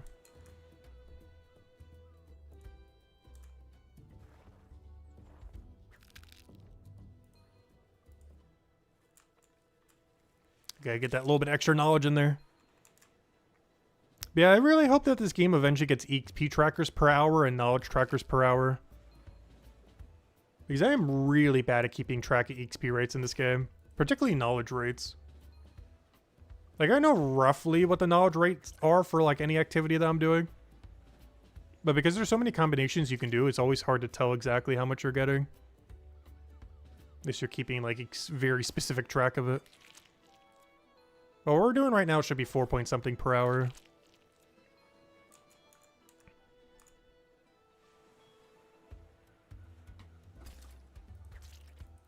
And of course our main goal is to get 3.5 more.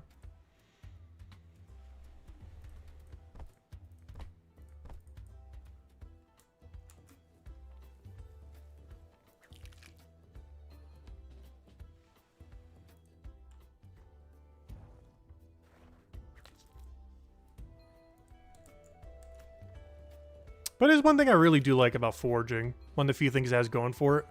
There are so many adaptive patterns you can do based on what your current needs are, based on your level range. Like, it's almost always adjustable to wherever you currently are. More so than probably any other skill in the entire game. The problem is training it directly feels really bad at some level ranges. But doing it in combination with other things, either combat, fishing, ends up working out really nicely. I feel like Gather Woodcutting has a lot more obvious of a synergy, though. Like, the patterns you have to do for them are a lot more straightforward. Compared to Forager, that is drastically different depending on where your level range is at.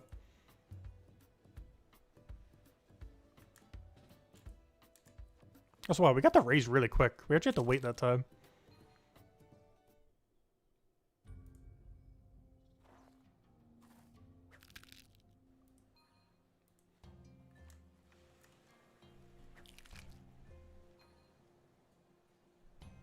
Yeah, we do eventually need 68 if we want that other teleport as well.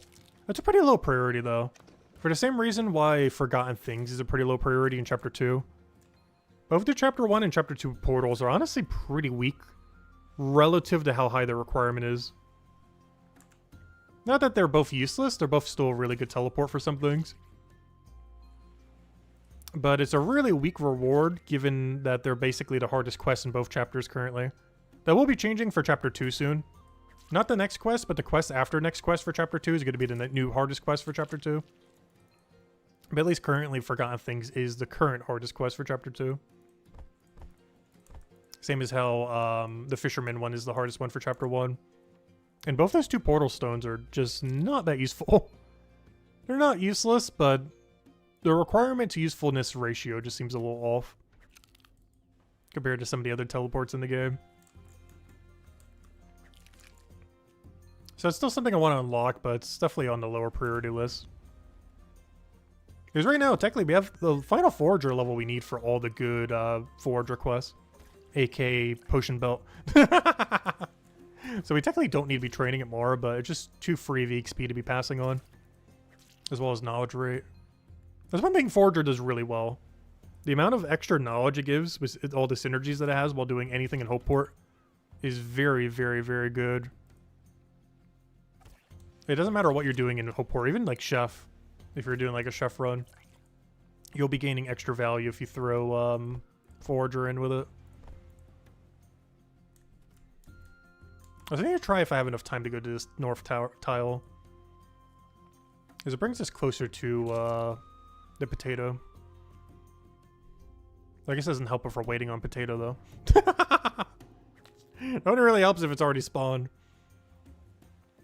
Well, so it feels so nice getting like 200 something XPs. I remember when we were doing Forager earlier, like the really low level range. Gosh, you're only getting like 100 each, if even that. Some things were under 100.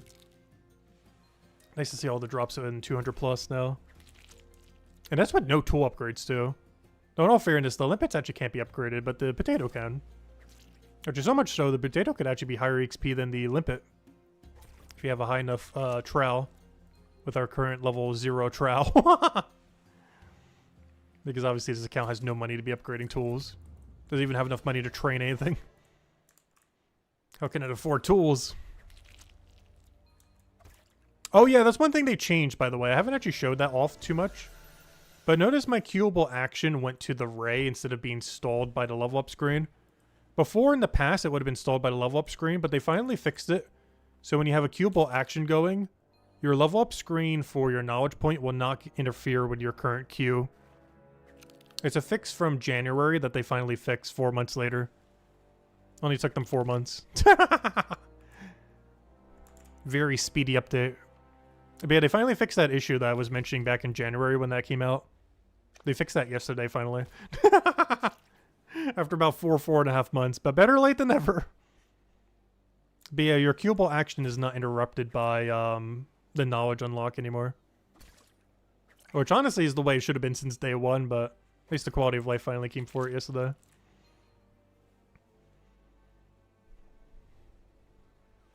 Because that was like my biggest complaint with queuable action on like day of release and week of release.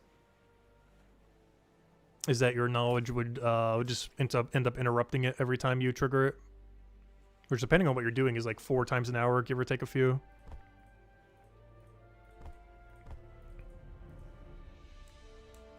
But it doesn't do that anymore. It does if you use the point, obviously, but if you unlock the point, it no longer interrupts your action.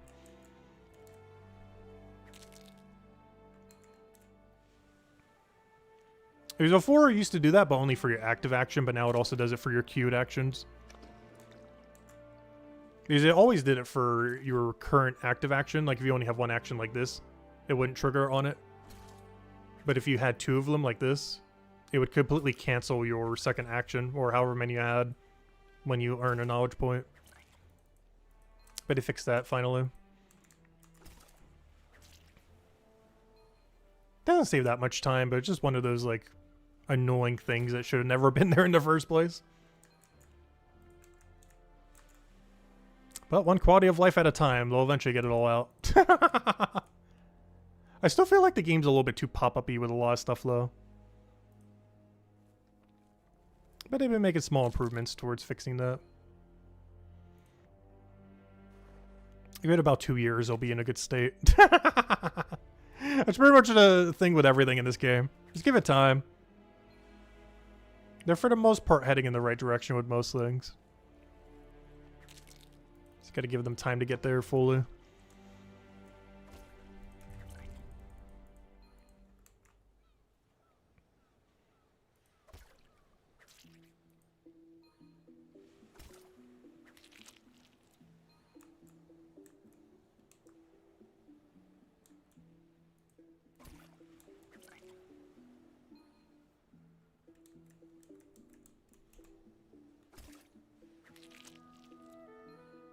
I just realized, why am I even stalling this knowledge point? I can use it whenever.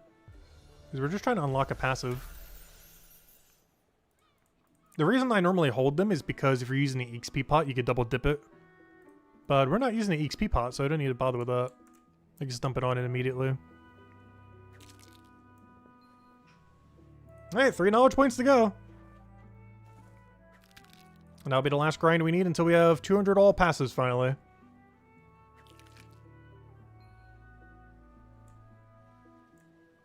What's kind of crazy is it has been about a month since this account has had level 200 stonemason. It has taken that long for me to train 6 stonemason levels, which is kind of crazy. Obviously not actively playing most of the time. This is our very AFK account. But yeah, it took 6 months to gain 6 stonemason levels. Or sorry, it took 1 month to gain 6 stonemason levels, I mean. From 200 to 206. So I could finally do this passive already.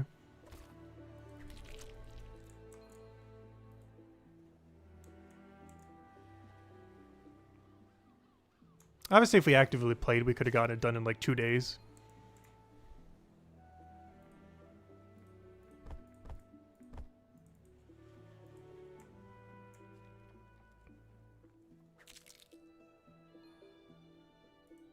Is all we'd have to do is spend 1 day grinding all the way from like whatever chef level we were at to 61. Then go use all the money from that to go train stonemason all the way to 206.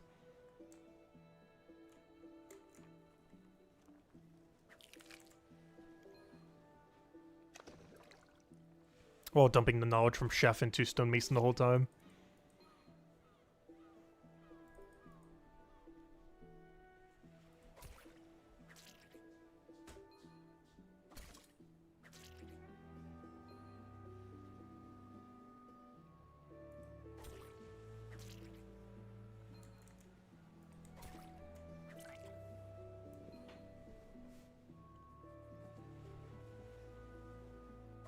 But overall, this cycle is pretty chill. It's so much easier not need to bank stuff. But it's all such low tier stuff, it's not worth banking. These make like a level 16 potion. These we do kind of need, but I'm only going to bank 1 inventory near the end. Because I don't do enough bounties on these accounts to really need a lot of them. 24 would last us like 2 weeks.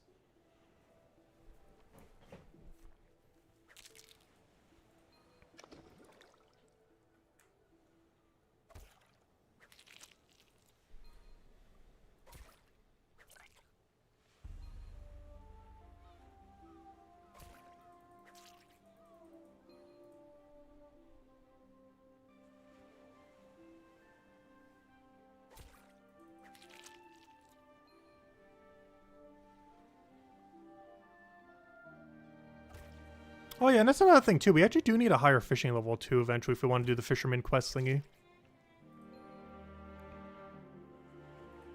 It's on the low priority list, but it's still something I want to get done for all quest completion on these accounts.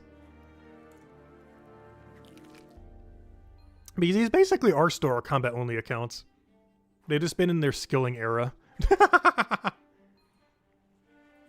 But the goal for them is just all quests. Their main weapon production to max level. Probably armor maker to max level. Once it comes out in chapter 5. And then just train combat the rest of the way. Unless another skill comes out that's really combat oriented that you can just buy with combat money. But regardless if they stay Iron Man or not Iron Man, that would be the main thing that they would go for. The main difference is training armor maker. If we were to enable like full trading on them or something, they would have a lot less need to train armor maker. Unless you do something weird with boss drops where you'd have to make it yourself with the skill. Like if they do that untradeable or something, so you need the skill level for it. Which honestly, something like that I wouldn't necessarily mind. Or like the material itself is tradable, but you need the level to actually make it into an untradeable version. So like the actual drop you get from the boss is tradable, but to be able to make it into the thing requires the level and it then becomes untradeable afterwards. Like something like that I guess could kind of work. That kind of sounds like the vision that they're kind of trying to go for. So if that is ultimately what they were doing with trading, yeah, I guess that works. The only problem with that is some people who want to do combat only wouldn't like that. Because then you would need to train, you know, a bunch of other stuff really high that isn't combat.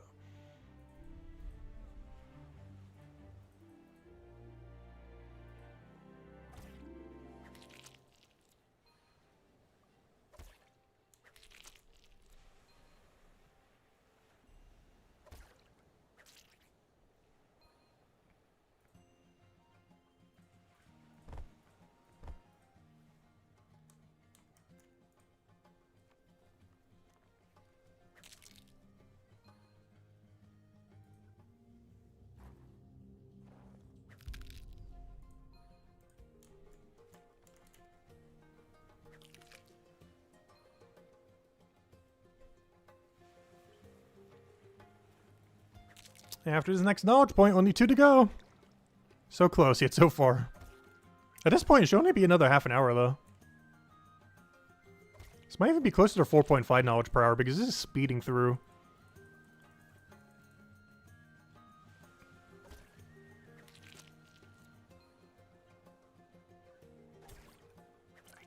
Almost feels like merchant knowledge rate.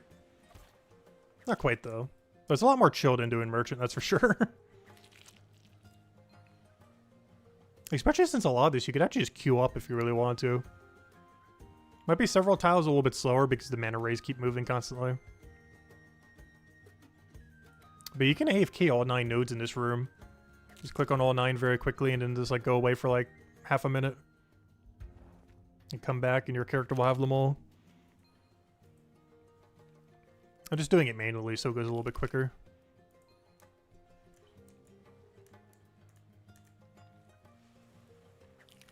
But the second we get into this room, we can just click all 3 limpets and all 6 rays and then just wait.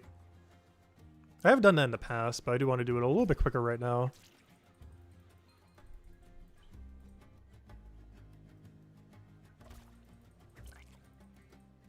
These mana rays move pretty much further than any other unit in the game. Because even though the Gennards are spread similarly, they have like a weird pathing with how tight it is in some of the areas that keep them a lot more contained compared to the mana ray. Whereas the mana ray, one could spawn over there, and it could be, like, all the way over here. Like, several seconds later. They go really far sometimes. Whereas I don't feel like the Gennards do that as much. That's because the area that they're in is a lot tighter. So they have less room to roam. Alright, 2 more to go.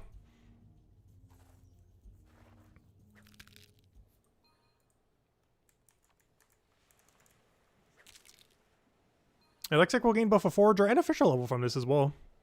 Unfortunately, we'll not reach level 800. That'd be a fun milestone, but we are going to be a little bit short for it this stream. Unless we want to go out of our way for it. It would probably take slightly too long, though. Because we get a level for all these very quick, but even that's only 798. Still be 2 levels short. But it'll get there. Just give it this passive a couple days. It'll get there automatically on Stonemason levels. Because having them on the passive, it's basically, as long as you're doing their highest level passive, it's like 2 levels a day or something. Roughly. Actually a little bit less than that, but it's like a level and a half per day for whatever their skill is. Not counting maintenance on it and everything. That's not that bad.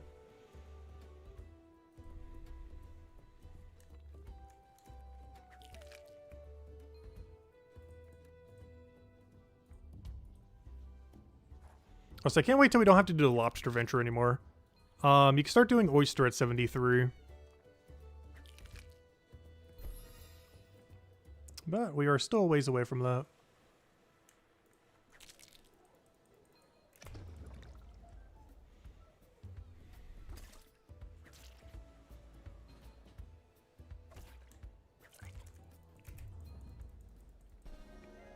Hey, we got our new passive activity for Forager if we want it. That's actually needed for the percent potion as well. I believe it's needed for the 5% Hope Port AFK. If we want to grab it without needing to buy it. We're not going to go for that anytime soon, though. We wouldn't need to do that until we want to go do the Fisherman quest. Because for now, our Forager level is fine. We're also at a range where it's actually kind of worth just training it manually. We've kind of gone past the bad grind area. But right now we're at a point where it has really good Fisher synergy. Because right now we have Ray into Limpets. Then we're going to have Flounder into Kelp. So we're in a really good time to be doing Fisher Forager. Eventually we'll hit a dead zone again, but we're actually in a really good zone for training both of them manually.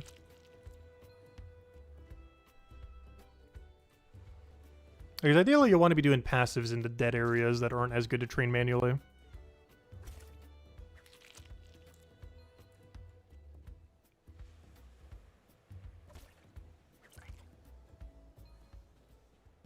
There we go, Forager level, Fisher level, both coming in. Love to see it.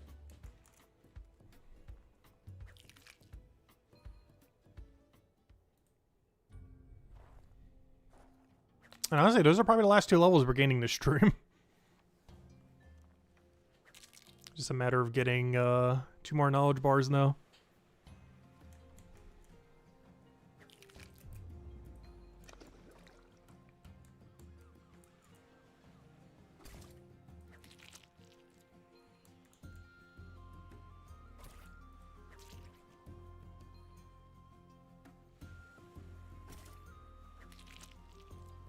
And then both these alts should be good for a while. Because I should hold them all for about a week before we need to manually even do anything on them again other than their venture. And by then, who knows? Maybe we have a new quest to go do. Because whatever the quest is for next chapter, they should be pretty close to the requirement on it. Last I checked, it's only a 3-star quest. Which means I'm probably only going to have to train woodcutting and gather a little bit. Because we might need to make some kind of beehive or something. I guess that'd be woodcutting and carpenter then. But so far, no quest uses gather from that chapter. So one of them's 100% using gather, potentially even both. Because that's what happened with chapter 1. No quest in the chapter used forager, but now both the 2 new quests uses forager. 43 for one and 68 for the other. Or 66, whatever it was. And I wouldn't be surprised if chapter 2 does the same. Where currently there's 0 quests that use gather, but both the 2 new quests will probably use it. One at, the lower one probably requiring around 25-ish, give or take a little. Maybe 30-ish. And the other one requiring something absurd, probably like 69 or something.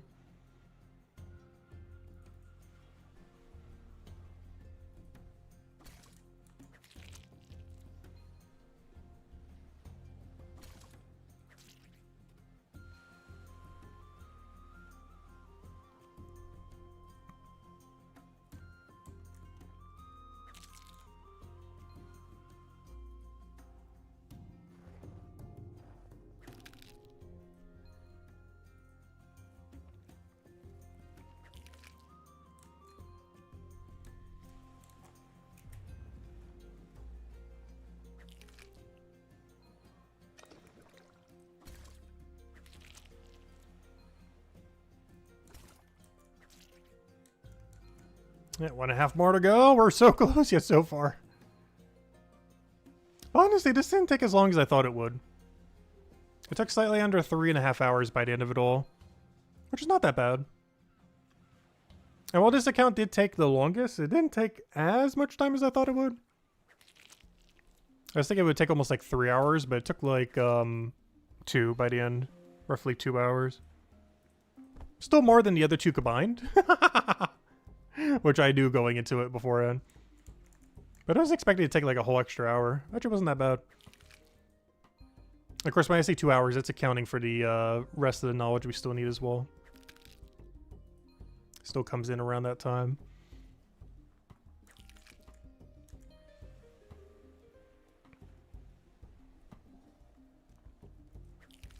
It's pretty nice because we're at a level range where we had a pretty good knowledge rate. Got a little lucky there. Actually, this is actually so decent. I'll probably need to do it on the other account when it upgrades its bone rate activity. I'm just not sure what this account is doing once it reaches the wall again. Because, of course, while we will be able to do this sum, we're going to hit a massive wall at 220. And I'm not sure what we're doing about that. Because not even my main account has passed that wall yet. Is how much of a wall that wall is. My main account still needs like 3 more levels on that wall. So I'm not sure how we're going to do it on an account that has like negative cash and no mining level. Because it can't be like my main account and go mine it for free. And it doesn't have the money to go buy it like the main account also has.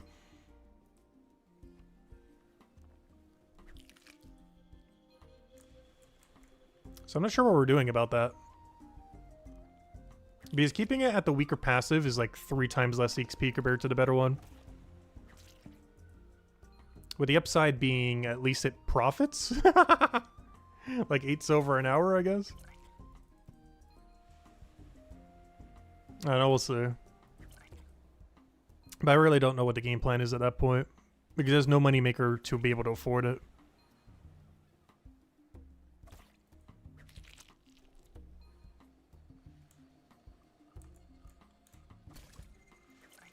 Like, our main account can afford it, I just chose not to do it because it has so many passives unlocked. That just didn't make sense to be burning money when we could be doing a better passive. But on this account, it's basically forced to have to since we don't have any other option. I just want to focus on pre-200 ones, but that would be... oh no, I guess for quests that's not that big a deal. It's a bit slower, but we need the XP somehow. Unless we're going to manually train everything, which is definitely not happening. A lot of the recent quest requirements have almost all been passive. Like, we've been training them some, like we are right now. But, like, 95% of it has been passive on these accounts, if not more.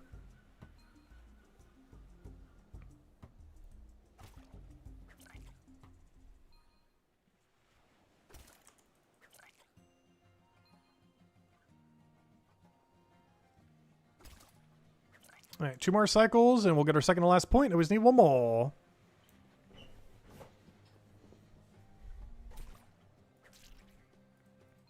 I almost want to go to the chef bounties just to speed up a bit, but since we have to go and buy them, I don't think it's actually any quicker than what we're doing now.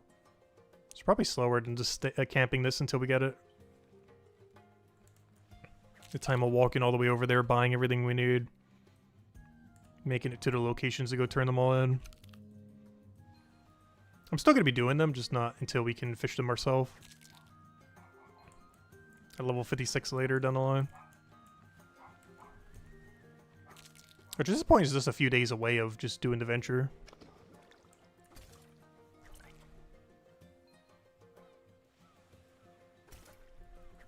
Though I've definitely let a lot of time elapse on the 12-hour venture. It's a lot harder to coordinate than a 24-hour one. Because the time keeps shifting a lot more compared to the 24-hour one. What would be ideal is all 3 of the accounts have a 24-hour venture. That's actually never happened a single time yet. But that would be the ideal scenario.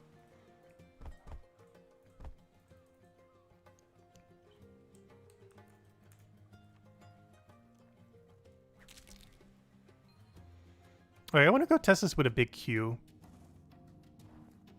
So one update they did yesterday is this shouldn't interrupt my action at all. So what I'm going to do is queue up basically this entire room. And what would have happened before is the second I have 100% knowledge, it would stop me in my track. Because it would do my current action, but it wouldn't do the rest of the queue. But as of yesterday, it should do the rest of our queue without triggering the knowledge point. It's probably the best thing that came in with yesterday's patch. As before, this would have interrupted our action already. But now it'll complete whatever your full queue is before it interrupts you. So I'll be able to click on this and get a walk off before it even triggers. And then during that walk sequence, I can go to the menu. Yep, perfect. Yeah, it's such a nice change. Alright, 1 more to go. We're almost there. Yeah, it's a really nice quality of life change yesterday. And then they changed the color to correspond with the chapter, which is pretty cool. Even more stuff to match the color scheme. I do feel like it's a little bit too faded, though. I also wish they would do a double bar so you can see it a bit better when you have your second meter.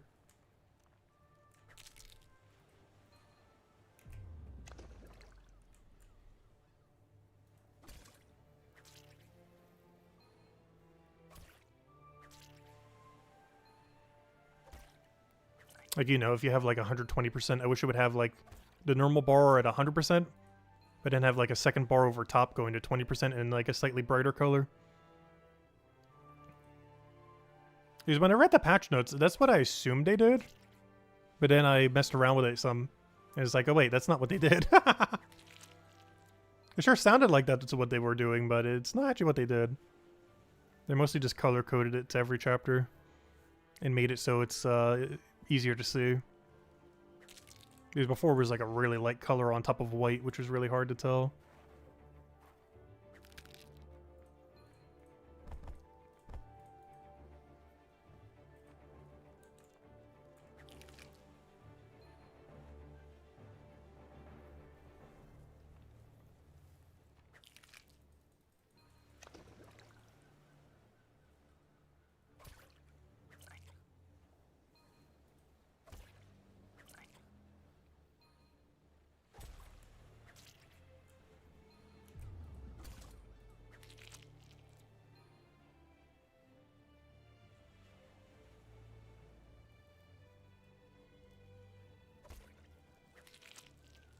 Oh no, don't go that way. I need to go back to the shoreline.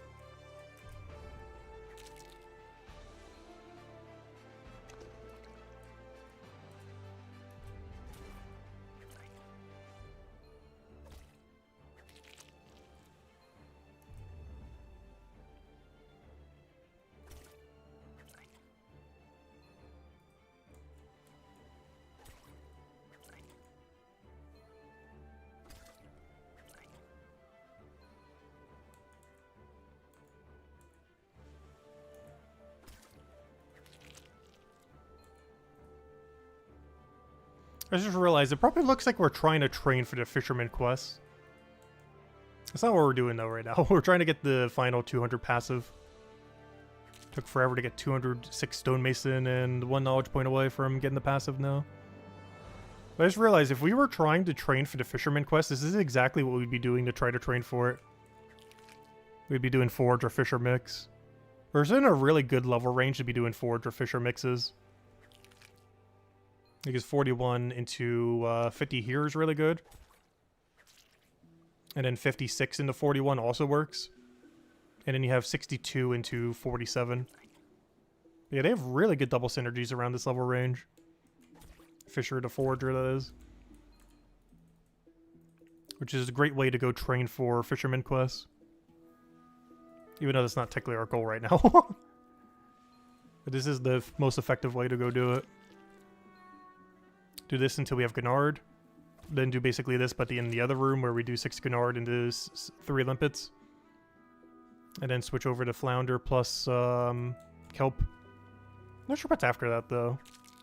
I think you go back to Puffer Ray after that. Or Puffer Eel. I think you get access to Eel and then Puffer. No, that's a little bit later. Oh no, you have to just do the Flounder Kelp thing all the way. Never mind. Flounder Kelp's as high as it goes, XP-wise.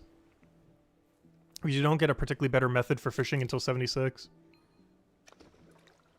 So you'd have to do that all the way until the requirement. But the only exception being that you have a few other options for Forager, if you want to do Forager to Forager. After you have the fishing requirement, if you still don't have the Forager requirement.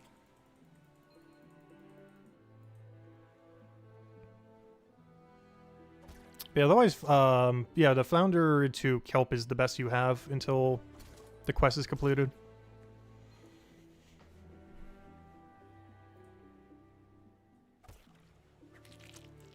Because, yeah, the only other option for Forager is do the Monument Piece or go do Wall Plant. And I guess eventually the Periwinkle, too. Because I think you need like 66 or 67. I mean, 68, I mean.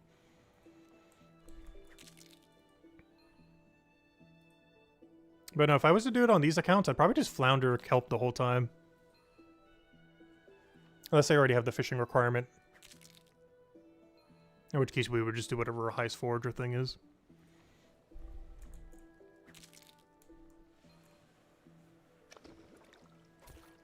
Oh, so did I say forager kelp? I meant flounder kelp.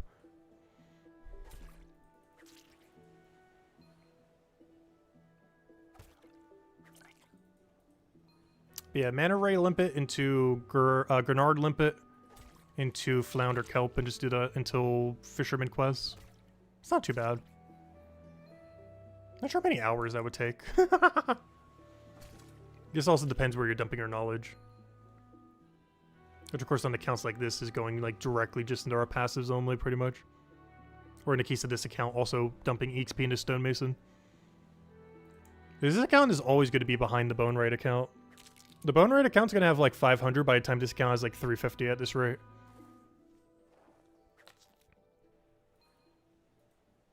I see why Bone Raid was the first one of the three.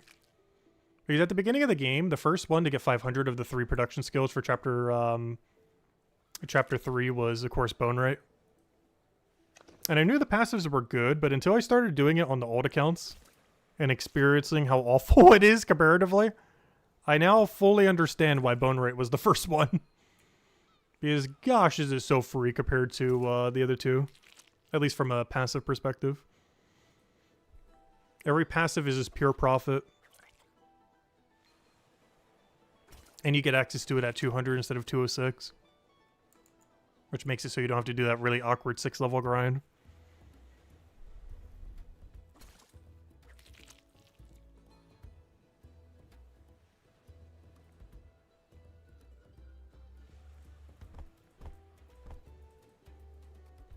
Alright, 3 more inventories, and I think that's enough. 3 or 4 more. Because I gotta remember to go grab some of the mana rays near the end. Because I do want to bank 1 inventory or 24 just to have a few. It's not gonna take that long, they're already pretty much right there already. Just gotta make sure I don't pick up the limpets.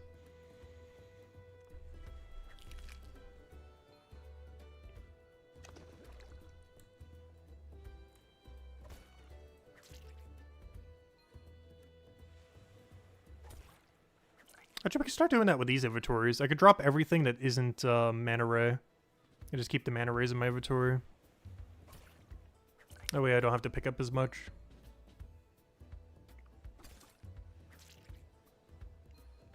And of course we also don't need to drop as much, so we should be on the respawn timer quicker.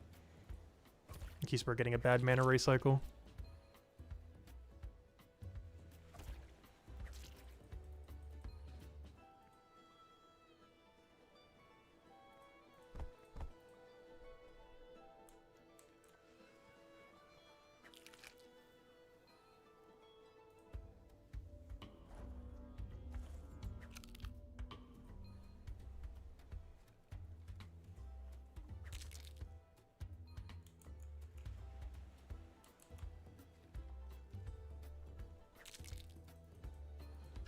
Alright, 2 more inventories. We're almost there. So close yet so far. And then whatever mana rays we'll just grab off the ground. Nice fresh ground mana ray. Just like the ground pizza from Chronopolis.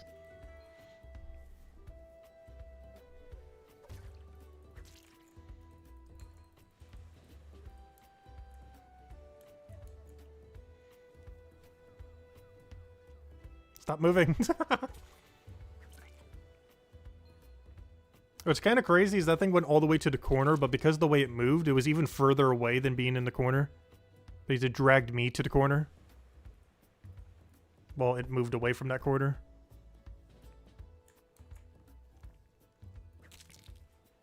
Very smart fish. It moved further away than the furthest possible tile somehow. Because the interaction there.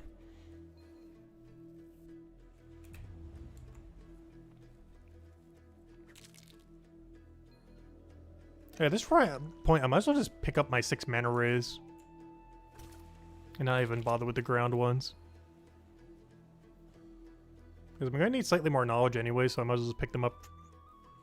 Especially with how long this mana ray is taking.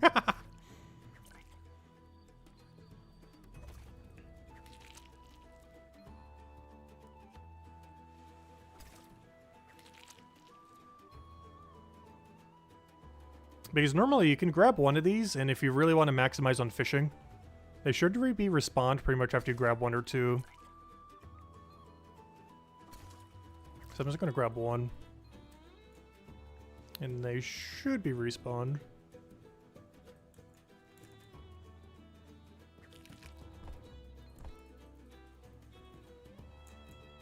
Yep, there we go.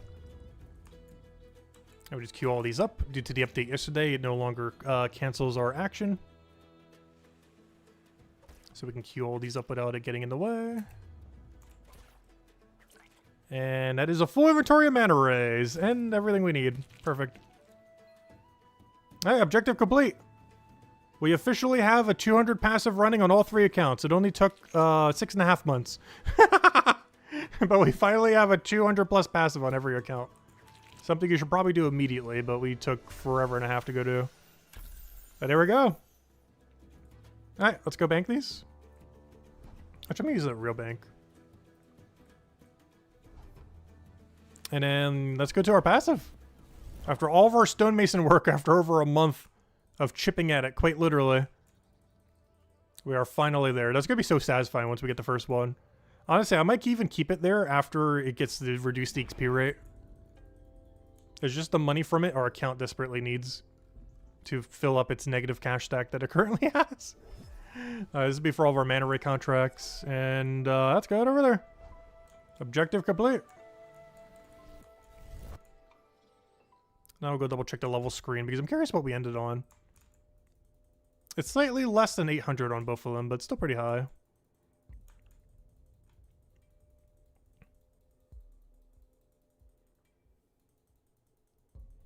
Yeah, there's Raccoon, still going at it. He'll be passing our main account soon. Oh, look at that. We finally got a 200. Oh, it's so nice. But yeah, even when this gets to reduce the XP rate, it is still insanely worth doing. Though I'm not sure if it gets 4 times worse or half worse or exactly how much worse it is. We'll see how it is once we get there at 220. But it might still be worth staying at. Just for the cost of the other thing, until we can afford to do it for a while.